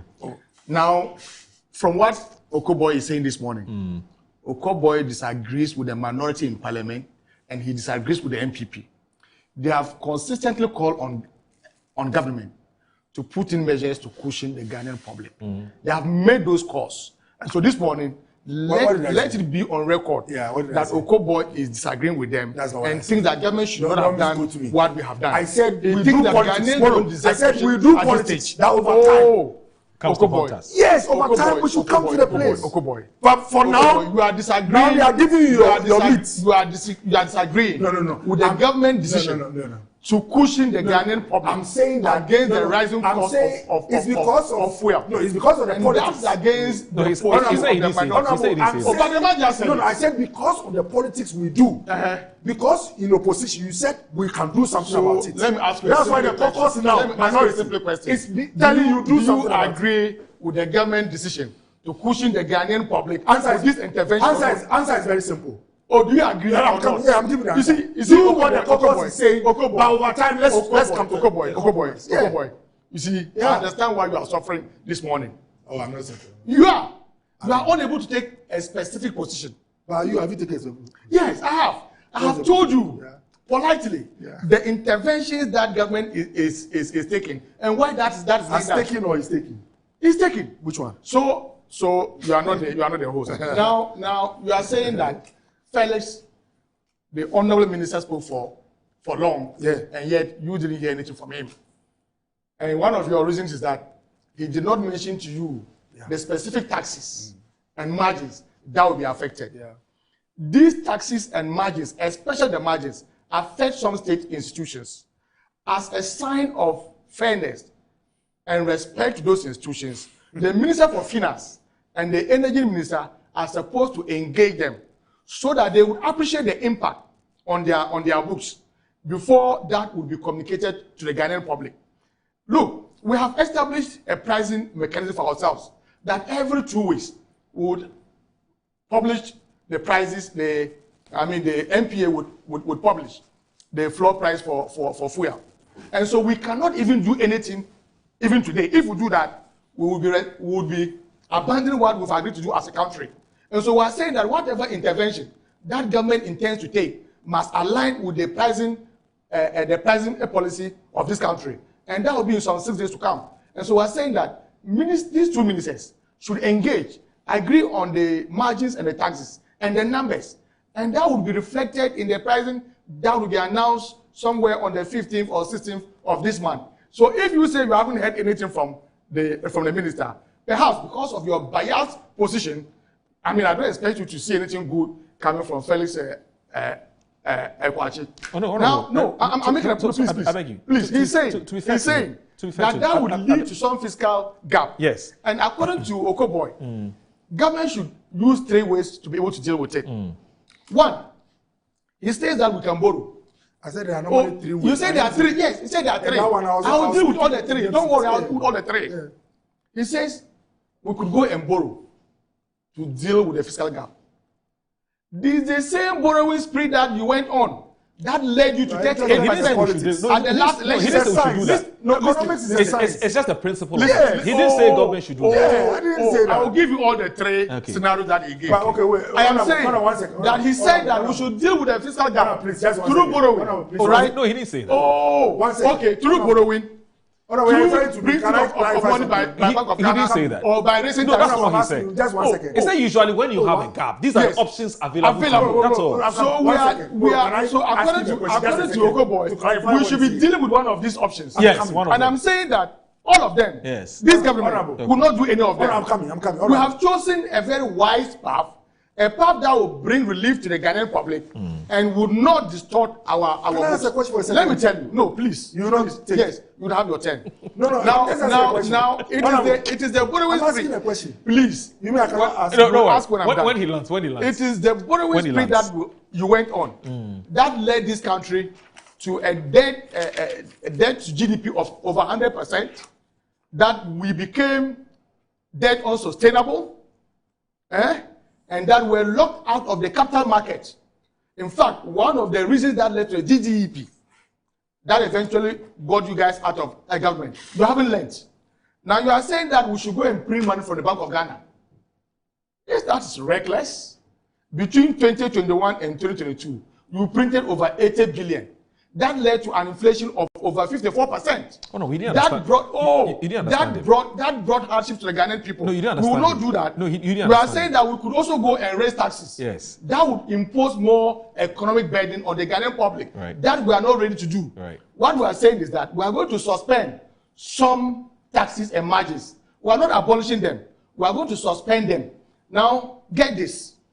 Ghana also exports fuel. Yes. We have made some windfall because in the budget, we projected $68 per barrel for our oil revenue.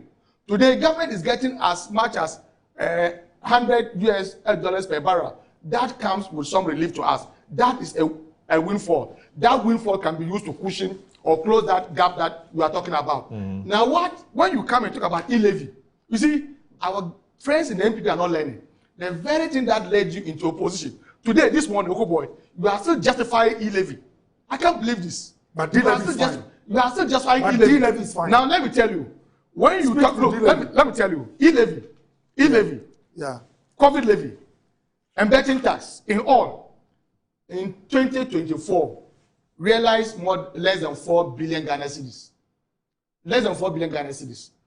Through the innovation of the gold board and the revenue that comes in, what gold board does is that it does not only show up our local currency, it also provides liquidity to the government because that dollar that they bring in would eventually be turned into Ghana cedis. So it also provides liquidity to government. 2025, gold board raised about $10 billion US. At the rate of 11 Ghana cedis, that gives you about 110 billion Ghana cedis. And so if you have this revenue coming your way through the thinking of President Mahama and the NDC, by establishing the gold board, why wouldn't we be comfortable to be able to suspend these taxes and margins just for 4 weeks? Now, we are talking about e-levy, COVID levy, betting tax, and that we were reckless in taking them off, you caution our 240 and blah, blah. Why? What is the purpose of fetching water into a basket when you know it will leak out? Now, I've told you that you raised less than 4 billion from these 3 taxes. SML alone, that corrupt deal that was used to siphon, to fleece the resources of this country, SML alone, siphoned about 1.4 billion Ghana cedis.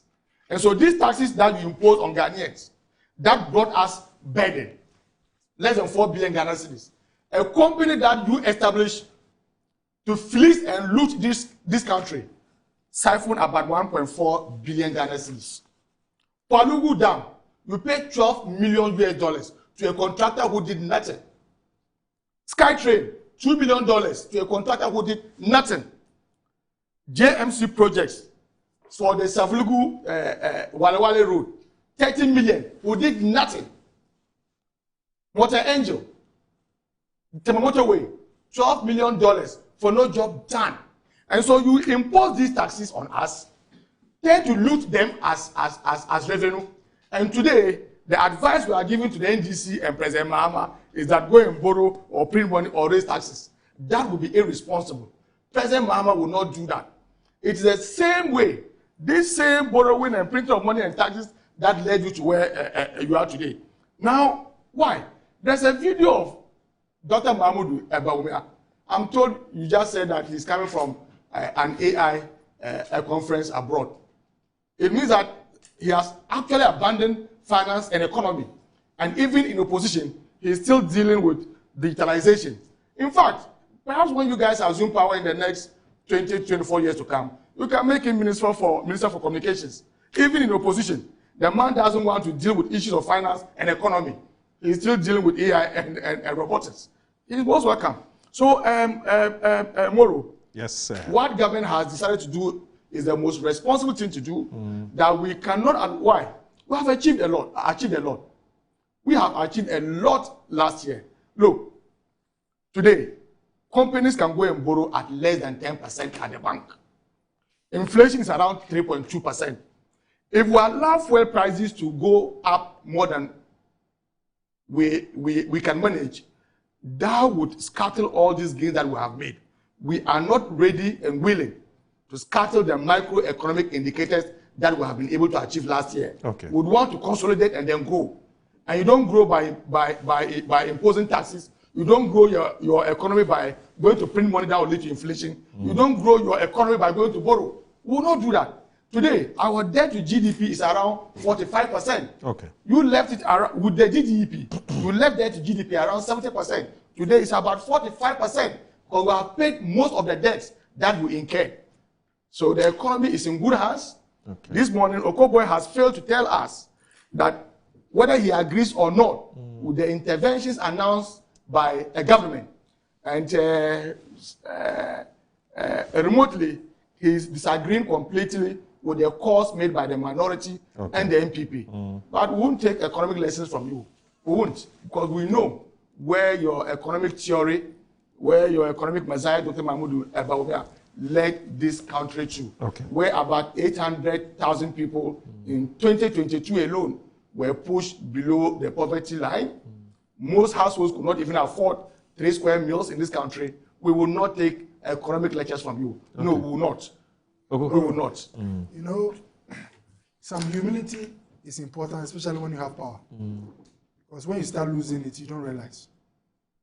And economics is a science. If you use political, I want to be civilized, like civil with my words. If you use political heat to address economics, you come back to face reality. My brother here made a categorical statement. President Mahama will not tax you, will not do that. Will not tax you more, as you suggest. You see, now he's adding words.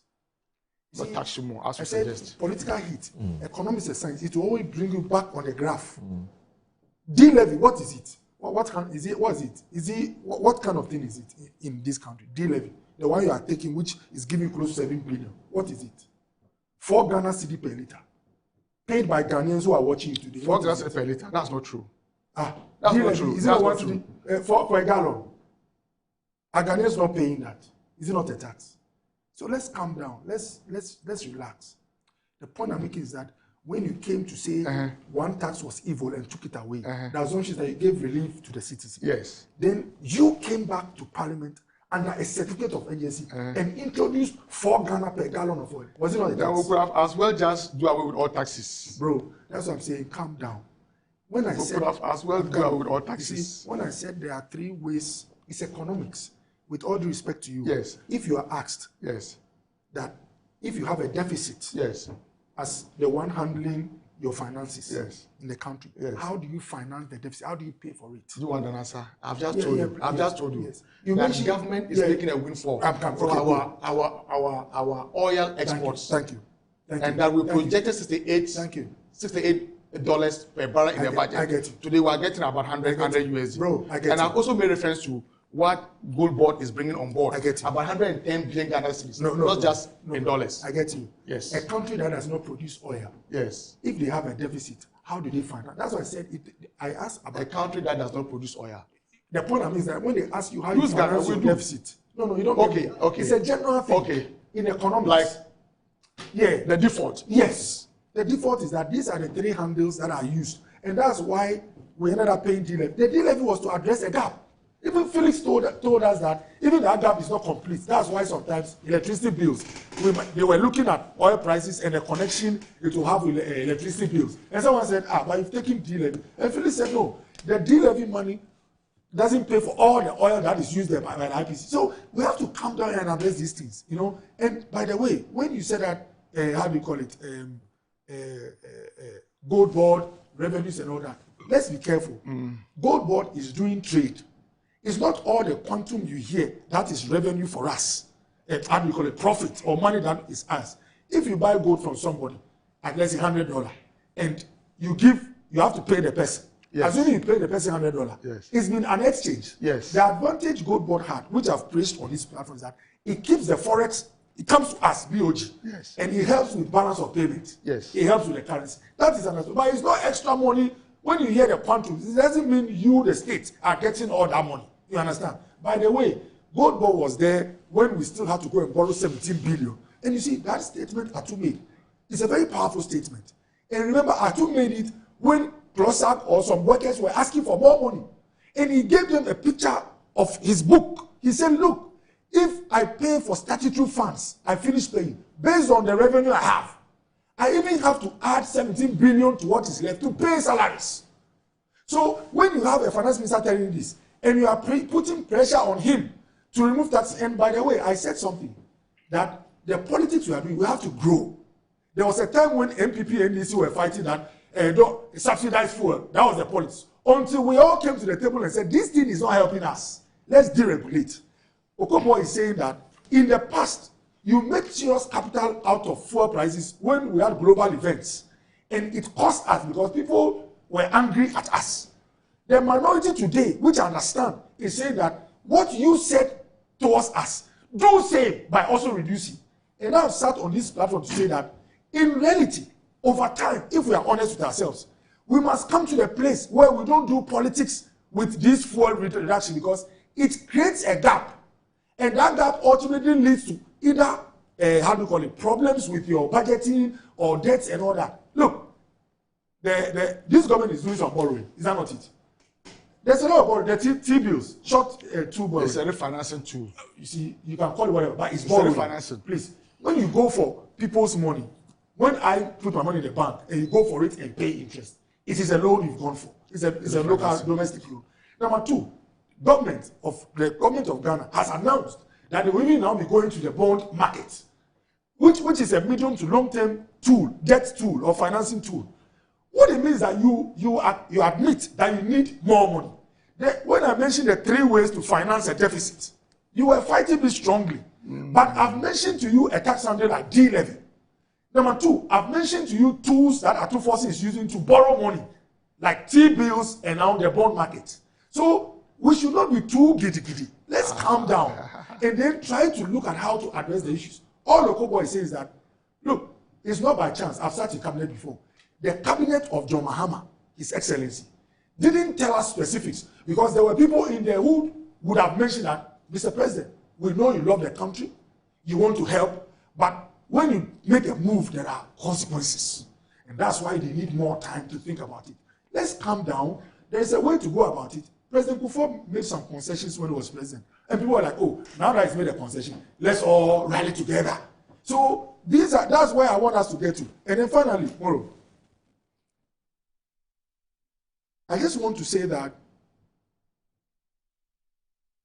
global events can make life difficult for people in Ghana. Just few months ago, petrol was like 10 point something, 5 Ghana cedis. Very low. Ghanaians, I'm sure there were some who were happy with you. Now that it's come to, I hear them say that, oh, it could have even gone where. But the point is that what we are paying now is higher. If the city was like, yes, you say that. Where you guys left it. But you see, bro, calm down. Human beings are rational people. Once you, by your own hard work, you made him pay 10.5 a few months ago. Immediately he pays 14. He will feel it. Exactly. That's normal. So that's why we as politicians have a responsibility to make sure that we explain to people that sometimes the prices is not because you people are mismanaged, but it's because there's trouble somewhere. And this product, we don't have it. We go and buy. That's why I say, when we do this, with time, our pressure will come down.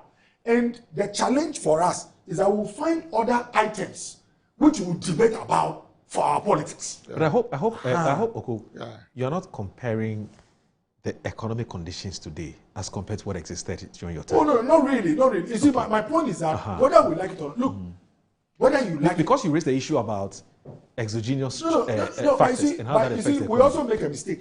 The two must not be exactly photocopies, replicas. Before you look, our time. Let's grant it. I will not fight it that the currency was weak.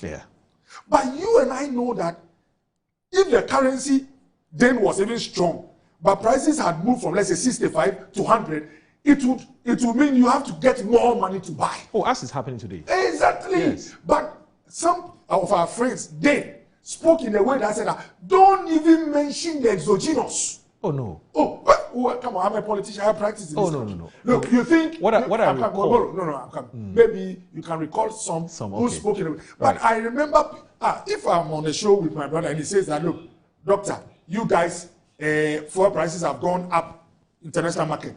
So that one is a fact.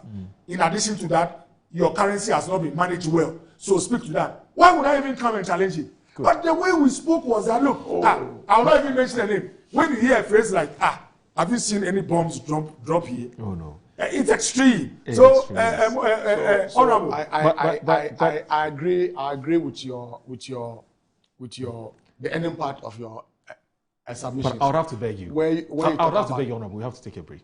Oh, that's okay. So that I don't interrupt you when you start flowing. Yes. You're watching Good Morning Ghana on Metro Television. Please stay with us.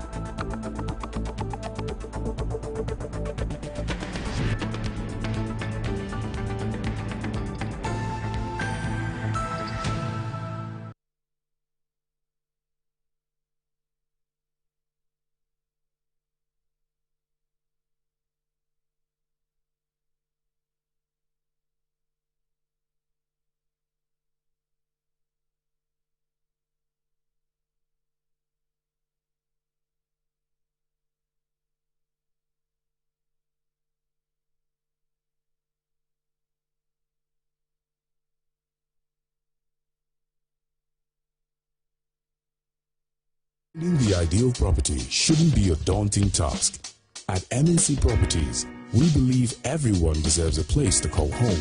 That's why we specialize in providing affordable housing options under our flagship project, Fresh Property Joy. Specifically designed for low and medium income earners, our range of customizable homes includes 2 and 3 bedroom standard and executive options, all meticulously crafted using innovative interlocking brick technology. We understand the importance of simplicity and convenience in the acquisition process. That's why we have designed our procedures to be straightforward and hassle-free, offering flexible payment options tailored to your individual needs. In addition to our affordable homes, we proudly offer litigation-free lands for sale in vibrant and upscale communities that present the perfect opportunity to build your dream home. We are committed to making affordable housing a reality, providing you with the joy of owning a home that meets your budgets and aspirations. Whether you're looking to buy, rent, or invest, we've got you covered.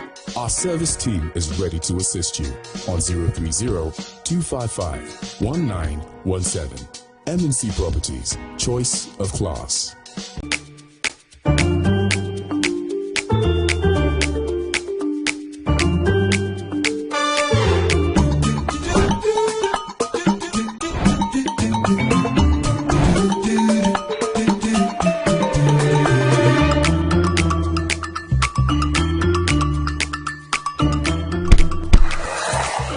Hey buddy, it's me Azar.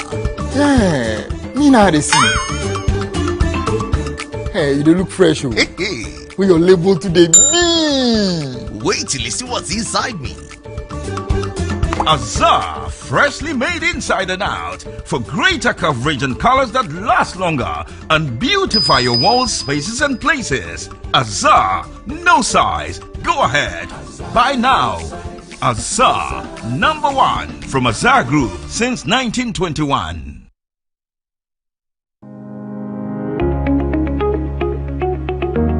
Looking for comfort, convenience, and class all in one place? Welcome to Stay Easy Apartments on Conference Center, where modern living meets exceptional service. Whether you're staying for business or leisure, Stay Easy offers you a home away from home. Spacious and well-furnished apartments, pool, gym, and everything you need to relax and feel at ease. Planning a meeting, workshop, or special event? Our event ground and state-of-the-art conference center is designed to host your events and bring your vision to life. From corporate gatherings to private functions, we provide the perfect space, supported by modern equipment and a professional team ready to assist you. At Stay Easy, your comfort and success are our priority. Book your stay or reserve your space today. Call us at 020-739-1473 or 0244-226367. Stay Easy Apartments and Conference Center. Stay easy with us.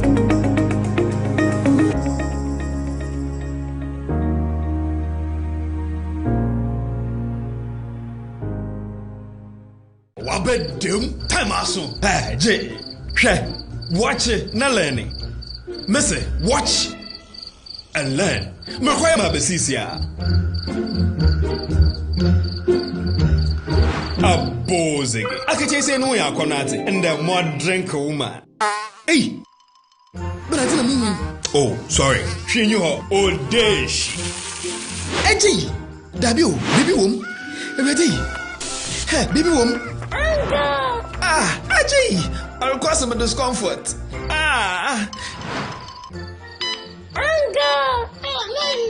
Sorry, well, uncle, where would the dad? Why your funeral? Say a pessary insecticide GB at a user.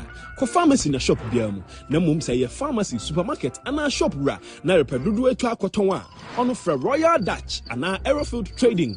Effie spray with daimwa. Chansima a dronu and sana a radine. Incratui FDA ajatum.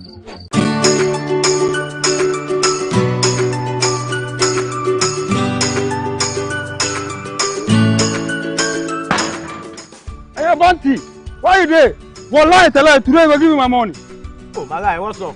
Oba 17 and dede baby. Scan on ASA. 500 cities per.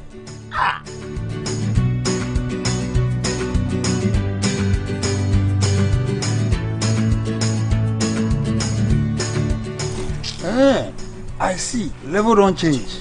But to show me the way. Well, there's some sorry, Manua. Talk to babe. ¿Quieres ganar dinero? Huh? Cash. Yes, cash. Let me show you the easy way to make money with one chat. Visit the WannaOwn website at wannaown.us. Sign up with your phone number and get ready to play. Select games on the homepage and then select one-shot game. Deposit to make an entry, then pick a number from 0 to 99. If your number comes up, you win a cool 500 cities. Hey, so it'll be easy like that. Just like that. So I'll go buy my dream car. Por supuesto. Just visit wannaown.us and win some cool cash prizes. Baby. Boom! You be too much. Play responsibly.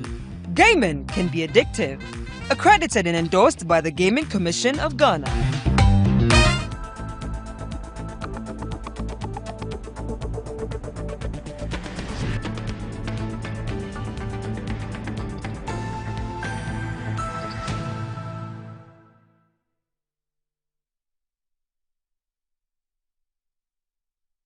You're still watching Good Morning Ghana on Metro Television. Yes, we were talking whilst we're off air, but I won't tell you what we're saying.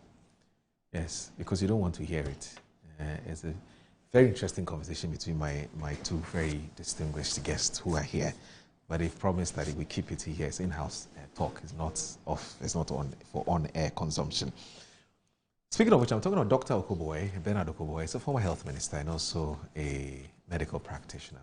And also the Honorable Abdul Aziz Mohammed, who is a former MP for the Miang constituency, currently Deputy Director General of GHKs, which is the Director General of the Ghana Kofi Annan Center of Excellence. Honorable, you on the floor. Yes, Moro, just a minute or two. I would want to agree with Dr. Koboy on the issue of we de-emphasizing the politics and then engaging more in public education so that our people can understand external factors that influences some of these things. I do agree with him. But just to bring some small clarification on the issue of borrowing to pay workers in Ghana.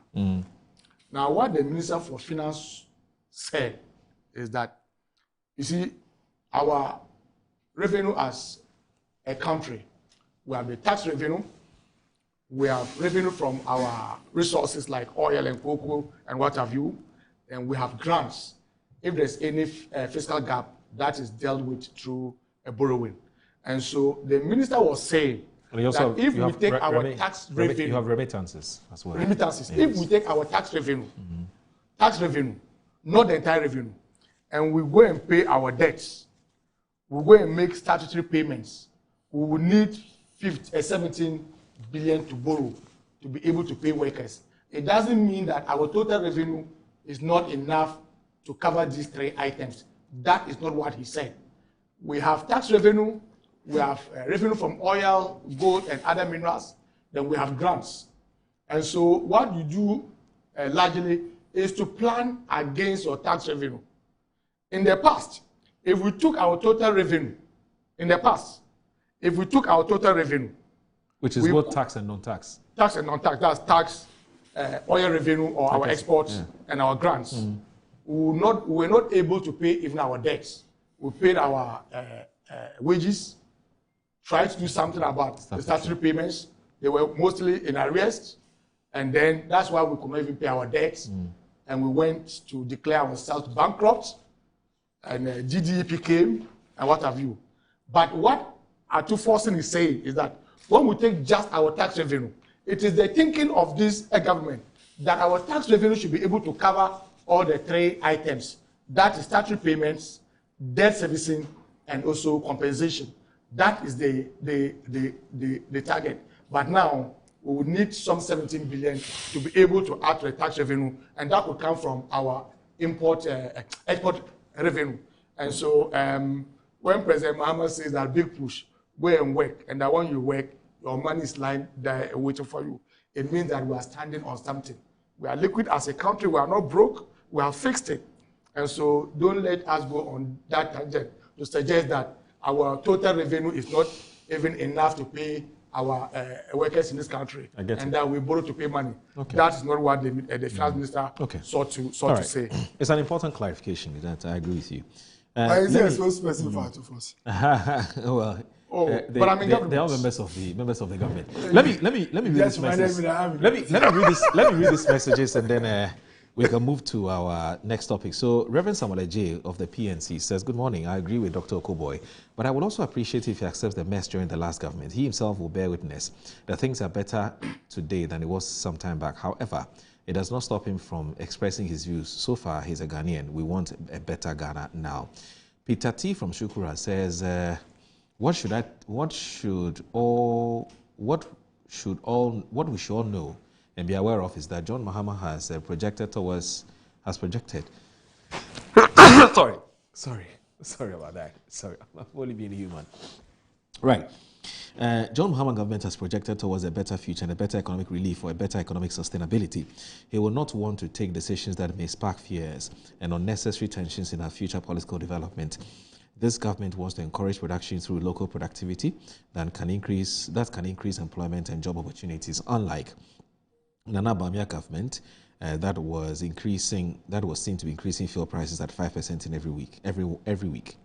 Ghanaians became nothing in our West Africa sub-region. The MPP should give us a break.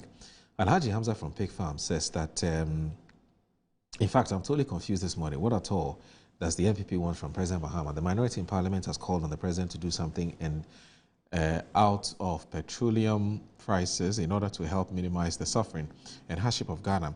I'm happy that the President has listened to them by calling for an emergency contact meeting, an emergency cabinet meeting to address the problem, and the same MPP are out there shouting on top of their voices. I expect any right-thinking Ghanaian to commend the President for the action he has taken, and if they would not do, I, Alhaji Hamza, will commend him for the excellent steps that he has taken. More, how much were we buying petrol and diesel before the MPP left power? We went through a lot of hardships under them, but we survived it. MP should be the last to be talking about fuel prices in this country. J.C. Boakun, who is a political marketing expert, says, greetings to the incoming Greater Accra Regional Chairman of the MPP, Dr. Bernard Okoboy. He is more than a politician, fine brain combined with medical practice plus good human relations. Even in the midst of heated argument or misleading information by his opponent, he doesn't scream, shout, or insult, but instead exercise patience to educate the public. Anyone who will say things are better today is a big lie. We should face the facts and speak to reality. Thumbs up, Doc. J.C. Boako, political marketing expert. And then this one here from Kojo Chumboafo, who is listening in, who says that, Moro, good morning. I sometimes take issue with you, the journalist, for the failure to hold the Etwa government to account for the effects of their bad governance on Ghanaians today. Here comes the board chairman of the Scandal Development Authority, Dr. Okoboy. The people of Teshi know that you are a fool of what? Kapok or something. Of the 33 taxes you impose on Ghanaians, which of them did you consult Ghanaians before you imposed them? The levy that the NDC placed on fuel in Ghana, which was called ESLA, was designed to pay for the legacy debts that had accrued on the energy sector since independence. Ken Oforiatta came and collateralized those statutory taxes that were supposed to pay, say, until 2035. You borrowed against the money and spent it arbitrarily to pay for the gambling of Ken Oforiatta. Now you are on the morning TV pretending you don't know what happened in the past. Eben from Kwabenya says, it is better to pay 1 cedi extra on every liter of fuel we buy at the pump to sustain a light than e-levy, which was seen as the panacea for all our predicament, and end up in digging the most expensive hole in the world. Oforiatta should come and account for his stewardship. Kaliuman in Wa. Sam Akukeli from East Legon Hill says, good morning, Mura. I think my brother Bernard is eloquently shooting himself and for that matter, the MPP right on the foot this morning. What shall it profit a man if he drives swiftly to the fuel filling station to buy cheap fuel, only to drive back home to meet Dumso? As a country, we must always consider that the mere introduction of a particular tax handle is not the issue, but what that tax is meant for. By any analysis, any advocate for the removal of the D-levy is definitely not a prudent one.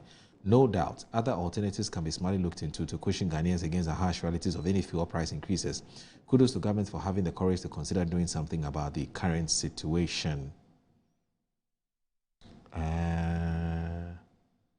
Okay. And then Eben from Kwabenya says that, truly speaking, we have a listening government, and I can say without fear or favor that Abampa, the prudent management of our economy has taken us there. In this time of high fuel highs, government does not introduce new taxes, but rather thinking of asking the finance and energy ministers to take off some taxes. We're grateful to God for Aban Papa. And he says, greetings to Honorable Jilo Zebra, the Chief of Staff. Musa Abatwa says that, in Asawase says, I understand how difficult and challenging it is for Dr. Okoboy to commend this government. That's why he's dancing around the issue. President Mahama has proven beyond reasonable that he genuinely cares about the plight of ordinary Ghanaians. In the face of ongoing global tensions affecting petroleum hub, which continues to exert pressure on Ghana's economy, he has taken a bold and compassionate step by absorbing some petroleum taxes to ease the burden on citizens. This is the mark of a truly responsive and people-centered leader. Now, Kwame Acidity from Ahafo Enchensia in Ahin, I think it's Achirensia. We thank President John Dramani Mahama. He has removed taxes on fuel and scrapped unnecessary taxes. Well, he hasn't removed taxes on fuel yet. Hold on, hang a minute. Hang on. Yes, for his intention, maybe, say, for removing, the intention to remove taxes, which has been imposed or introduced by the previous government. Indeed, President Mahama is a listening government. Special greetings to Honorable Alhaji Ishaq Dao, the MD of Prestia Sankofa Gold Mines. And then Dennis Carter says that, good morning. The economic indicators are good compared to years back. My challenge is that if the Ghanaian politician can hold on to the discipline going into the future. And then Mr. Carl Guri, who's watching, says that he's enjoying the panel and that Dr. Okoboy is speaking a lot of sense. Okay. All right. So we'll move on to our next topic. And our next topic has to do with, is within the transportation sector. There's a big conversation that's happening now. Drivers are up in arms. Well, transport owners and drivers are up in arms with this government. The National Road Safety Commission has decided to ban the operations and the use of Toyota Voxy. I'm sure you see them in town. They're always over speeding, and a lot of them drive very carelessly. And so a technical committee was put in place to look into why these Toyota Voxys were always involved in accidents. The technical committee has come up with a report, and the report is here. I'm going to read the outcome of that report.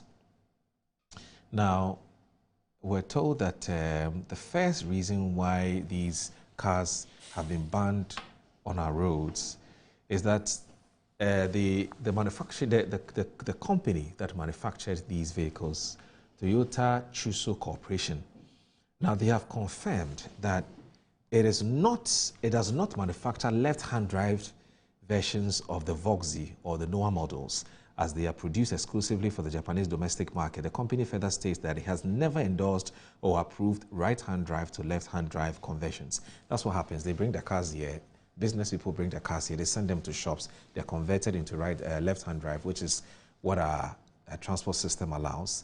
And then, they use some drivers use them. And now they're saying that the company further stated that it has never endorsed or approved RHD, which is right-hand drive, to LHD conversions, declining requests to perform such conversions at the complete knockdown, which is CKD plant, due to safety concerns. Now, despite this, approximately 90% of conversions are carried out locally in Ghana by artisans, many of whom acquire skills through informal apprenticeships. Field investigations reveal substantial modifications, including complete dashboard removal, wiring harness, splicing, and structural alterations that compromise vehicle integrity. Now, the absence of formal standards, it goes on and on and on. There's also suitability for commercial transport. Now, Toyota Chuso Corporation's official correspondence states unequivocally that only the Haze, the Grand Ace, and Coaster are designed for commercial passenger transport. The Voxy is positioned as a minivan for young middle-class families with a ground clearance of 150 mm compared to 185 mm for the Haze, a critical indicator of unsustainability for long-distance commercial travel on Ghana's roads. Drivers confirm that following conversions, vehicles are often fitted with longer struts and larger tires to compensate for inadequate ground clearance. Registration data reveals approximately 3,570 Voxy vehicles were registered in the first 2 months of 2026 alone, compared to 3,687 for all of 2025, while only 34% are registered as commercial vehicles. Field evidence confirms widespread use of privately registered vehicles for commercial passenger transport. Now, there are matters of regulatory compliance. That's the third reason. The investigation revealed systemic regulatory failure. Section 58 of the Customs Act 2015, Act 891, prohibits the import of right-hand drive vehicles without ministerial approval, yet over 7,257 of such vehicles have entered Ghana. The Ghana Standards Authority has failed to enforce the GS 45102/2022, which will prevent right-hand drive imports through pre-shipment conformity assessment. The DVLA registered converted vehicles without enhanced inspection required under the Road Traffic Regulations 2012 LI 2180. Now, the Road Safety Commission has not enforced Regulations 75 and 76 of LI 2468, which mandates registration of service providers and ensure only qualified persons perform road transport related services. And then finally, there are 3 more, but I'll just take this one. Crash data and trends. National crash data from 2020 to 2025 shows 9.3% increase in crashes in 2025, reversing a 3-year downward trend. Critically, the fatality rate per 100% crashes reached 20 in 2025, which is the highest in the period, indicating increased crash severity. Now, whilst Voxy crashes represent less than 1% of national figures, the regional impact is disproportionately high. In the Bono region, Voxy crashes account for 14.6% of all crashes. In the Northeast region, 12.7%, and in the Western region, Western and Central region, 11.0%. Stakeholder interviews consistently attributed crashes to unrealistic sales targets, 3,500 to 4,000 weekly, that compel inexperienced drivers to speed. Apart from the reasons identified, the technical group also recommended that agencies such as the Driver Vehicle Licensing Authority and the Motor Traffic and Transport Department of the Ghana Police Service put these measures in place to ensure the menace is clamped down. There have been a number of recommendations, 1, 2, 3. I don't want to bore you that. Let me just get my viewers' thoughts on this matter. In fact, if you look at today's Ghanaian Times, we're told that the transport operators are strongly, they are protesting against this policy decision, and they have given all kinds of reasons why they will never allow this government to enforce this ban. Now, we're told by Cliff Ekufu and Stephanie Birinkron of the Ghanaian Times that the Commercial Transport Operators of Ghana has described the decision by the National Road Safety Commission, National Road Safety Authority, sorry for saying commission, which is it's authority, to ban the use of Toyota Voxy for commercial purposes as ill-conceived and a lazy approach. Consequently, the group has called on the authority to reconsider its decision and engage stakeholders to find a more sustainable solution to road crashes in the country. A statement signed by the National Chairman of CTOG, Mr. Aksonoba Nanaredu, and copied to the Ghanaian Times in Accra yesterday said, "We strongly condemn this move and urge the NRSA to reconsider." The statement notes that rather than imposing a blanket ban, the authority should focus on educating drivers on road safety and organizing training programs to enhance their skills.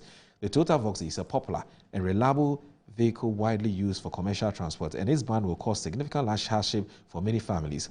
In a 4-point resolution, the CTOG urged the NRSA to reconsider the ban and engage stakeholders, develop targeted safety measures for high-risk areas, prioritize driver education and training, and address the root causes of road accidents, including poor road infrastructure. According to a statement, the hasty decision by the NRSA reflects a lack of understanding of the complexities of the transport sector. We will not support the shameful idea and will take all necessary steps to protect our members. In a related development, some Toyota Voxy drivers operating at Kaneshi in Accra have vowed to resist any attempt to enforce the ban. Speaking to the Ghanaian Times, Emmanuel Ewusu, a driver, said the focus should be on addressing driver indiscipline rather than blaming road crashes on the vehicle itself. He knows that some drivers fail to observe road signs and basic driving rules, adding that impatience on the road significantly contributes to accidents. He stressed that public education and strict enforcement would help curb reckless driving. He explained that many drivers depend on the vehicle for their daily income, and any limitation would have economic consequences for families. And the reasons continue in today's Ghanaian Times. Let me start with Dr. Kuba. What do you think? Well, so when you are studying in public health, if you are trying to look at deaths or injuries from, how do you call it, an agent or accidents, there are three main actors that you have to look at. We call it the agent-host theory. So in this case, when an accident happens, you take the driver as the host. Okay, it's like when a mosquito bites you, you are the host, the mosquito is the agent, and the environment where you live is the environment. For road traffic accidents, there are three principal items that you have to look at, and each of them can result in accidents. First is the driver, who is the host, the vehicle is the agent, and then the environment is the road. You realize immediately that most roads that are double lane, where you have a separation between the cars going in opposite directions, the rate of occurrence of collisions and deaths is way lower. And that's why a lot of people have been pushing that this government should take the dualization of the Accra-Kumasi road, and of course other roads that have been dualized very seriously, so that the chance of head-on collisions happening would... But this is a car we're talking about, the Toyota Voxy. Absolutely. Now, the second one is that if you have a driver who is not trained, and I'm not saying a driver who... It's not about knowing how to drive. You know, one of the few professions that people assume immediately you can move a car, you are qualified, is driving. But a driver who sits in the classroom or is taken through a training program for even just one day will learn a lot of things that when you address leads to reduction of what accidents. Right. Oh. And I don't want to go into them and all that, but we must understand that if you've taught a driver that, listen, when you have any sign or feel like sleeping, park. Like, first of all, communicate to your passengers that I'm dozing off and I need 45 minutes of rest. And then after that, we'll get back on the road. When you let the driver know that, that will save his life and the lives of the others, that driver now, when he's tired, will not keep on driving and go and kill people. Bro. Number two, when you make a driver understand that no matter how urgent the call is, don't pick. Put your phone on silent. When you are taking rest, during rest stops, go on your phone and check messages and all that. That alone can save lives. So I don't want us to assume that once Voxy is getting accidents, then it is the mechanical architecture of the Voxy that is resulting in accidents. And then the third one, of course, is the vehicle. So I've spoken about the driver, I've spoken about the road, and then the vehicle. And most of the time, if not all the time, 95% of the time, the problem is not with the vehicle or the road, it's with the driver. But in the past 3 months, if the MTTD, that's how they call it, they should come and tell us all vehicles that have been involved in road traffic accidents and the kind of vehicles they are, and see whether Voxy will lead. The Voxy craze came because it's like it's a new item or new type of car among the cars that are crashing already. And so you see a lot of people making noise that, hey, this Voxy, what's happening? Is it that there's a problem and all that? So I'm also not saying it is 100%. Of course, apparently I learned it's a left-hand drive or so that has been, it's a right-hand that has been brought to left hand. Yes. So that can introduce, I'm not, of course, a mechanical engineer, but that might introduce some imperfection in terms of the function of the car. But, Moro, if you are driving a Voxy at 70 kilometers per hour or 80 kilometers an hour, even if the worst happens, if the car suddenly stops or even the car is here, you can go quietly and go and park. But if you are driving a Voxy at 140, 150 kilometers an hour, and worst part is that you're also trying to avoid some pothole and you make some quick turn.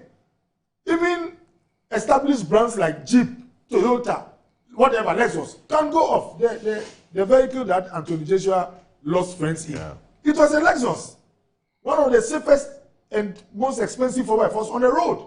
So, with all due respect, what I'll say is that I'll plead with my brother, look, the report is coming from the National Road, how do you call it? Is it Safety Authority or whatever? National Road Safety Authority. With all due respect.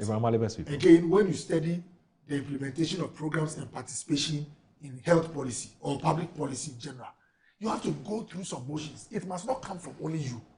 You must sit with the people that the thing will affect. In fact, this committee didn't include the drivers. You must have a committee that have representation of those that the thing will affect. Yeah. It should not be the power play. Now the power play is very imbalanced. You have a regulator that looks at you and goes like, hey man, I have too many accidents. Your vehicle is not correct. I'll ban you. Is that the way you act? It's harsh. Amaliba is my senior brother. Let me quickly say that there are social, economic, and transport issues in these matters we're talking about. There is a huge gap when it comes to transportation. Voxy is trying to fill some of those gaps. And people have invested in these vehicles. And so, before you get to the level where you ban them, your statistics and study, which is should be an objective study, not a study coming from one arm of the stakeholders.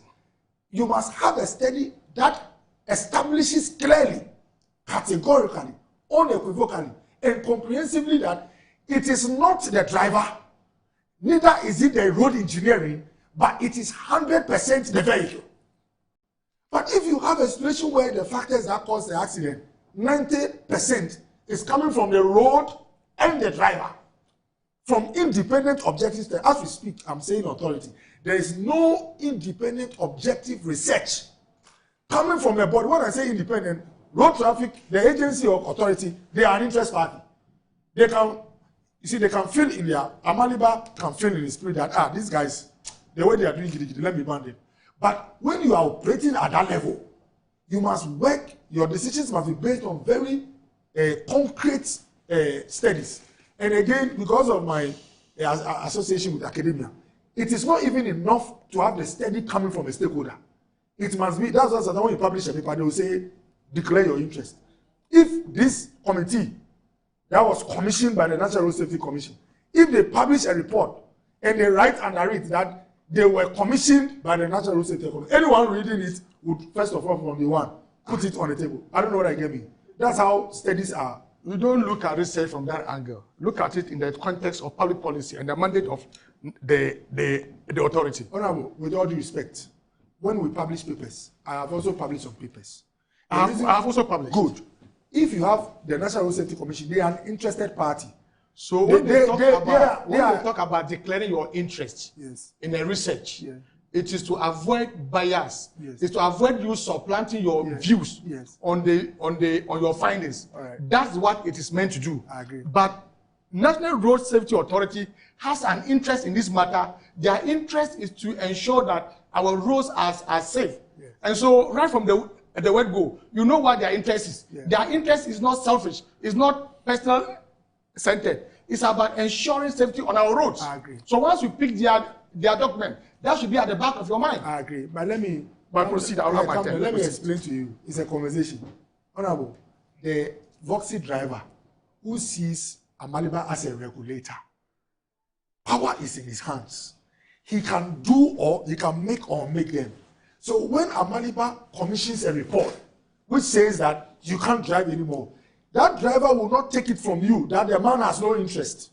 Because he is his regulator. Then let's stop having our governments in place. No, you don't get. No. You don't get the point. I don't want you to tell me we should follow. Again, no. You see, it's a different thing, Moro. It's a different thing when a regulator is applying regulations. Where you say, okay, the law says I don't change from left hand to right hand because you flouted the law. I've done it. I go with the regulator.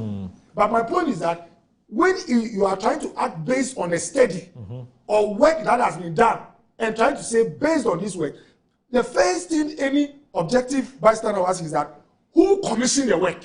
Bro, you understand? If you want to act on a particular work and I get to realize that you are the one who sponsored the work, then I go like, hey, wait a minute. So who shall actually sponsored that? That's why I'm saying that if they are applying a regulation which is in their books, I can't fight them. But if they want to take an action based on if they want to take an action based on a supposed risk that is being introduced, then it would have been better if the sponsors of that work were independent of the regulator. For example. And in fact, give an example. No, I'm coming. Civil society, you can even have an alliance of we have some civil society human development index. If we have, and you see, it's not a joking matter. The reason why civil society is a very key part of governance is that they play some roles that governments normally are discouraged from playing. Because they are independent, they don't have interest. Look, assuming that you have even a committee from, let's say, a body, a civil society group that works with experts. More, I'm sure I don't have enough time to speak on this matter. Okay, of course. So we've just 4 minutes. So let it end. Assuming that even a study has been done, which is objective, and you base on that study, and you want to even base. Sometimes the implementation, you involve all stakeholders. I get it. Just so that they feel that there's no imbalance of power. That's what I'll say. And by the way, he is a politician, so it's very important that sometimes when you are in the seat, you are in government, you are quick to watch things away. You have over 7,000 to 8,000 Ghanaians who have invested an average of 100,000 to 200,000 in this. When you are taking an action, be seen to be taken with them, not for them. All right. Be seen to be taken with them. Tomorrow, I have listened to Okoboy on this matter. He fails to tell us exactly what wrong Mr. Amaliba and the National Road Safety Authority have done. Now, he's talking about 90% of the accidents attributable to either the drivers or the roads. That is unscientific. There's no any basis for those numbers that he churned out. That the National Road Safety Authority is the body established by law to ensure safety on our roads. A matter has come to their attention, and as prudent and professional as he is, what the National Road Safety Authority, not Amaliba, is only the chief executive of that authority. The authority established a committee, and that is scientific. We have to probe the matter. You just don't assume that it's the road or the drivers or the vehicle. Do you know what your problem is? No. You are being too academic. I'm not being too academic. Yes. I'm not being too academic. See the kind of politics. I'm being real. No, Moro. I'm being real. Within the context of how you manage public policy. This matter comes to the attention of National Road Safety Authority, not Amaliba. I know. Let's take his person out and deal with the issue. Right. There's nothing academic about this. Now, you see, for that driver, who knows as a buying? No. That's the point of trying to make. governance means responsibility. Yes. You must. Look, there are decisions that you take even at your home that your children will not like, but it is for their own good and their future. That's true. Absolutely. Absolutely. Absolutely. Now, this matter comes to their attention. They commission a committee to go into the matter, probe the matter, and bring them a report. The report makes some very classical findings. Yeah. That these vehicles have been converted from right-hand drive to left-hand drive, which in itself is unlawful in this country. Yes. Are you okay? Yes. That these vehicles are minivan for families and not for commercial purposes. Right. Okay. Again, the committee found that they were registered. Most of them were registered for private use and now being used for commercial purposes. Based on this and many more, the National Road Safety Authority has made an intervention. If you can't fault it, give them a thumbs up. Now, when you speak as if Amalaba doesn't understand the terrain and that he's being authoritarian, that is unfair. It's not Amalaba, it's the authority. And he has taken the most responsible position. Who says that in the committee, the GPRTU wasn't part of it? How do you know? You don't know those who composed the committee. The Vox so to assume were not part. No, you don't use the Vox. No, you don't use the direct. No. We have GPRTU. We have GPRTU. They represent the interests of drivers in this country. These drivers that we are they have said on there that they were not part. These people you are talking about, it's not GPRTU. But they were not Ghana is a country of laws and not they are taking it to court. Please, this is a country. Listen. They are taking threatening court action. Ghana is a country of laws and not men. Over 8,000 Ghanaians. Listen. Look, Okoboy, we must prioritize the safety of our people than the economists and the finance. There's no evidence that it is the vehicle causing it. Nanado told us that he knows how to save lives and not let me remind you that you see, tomorrow. The thing is cooling. It's cooling. No, you better on it.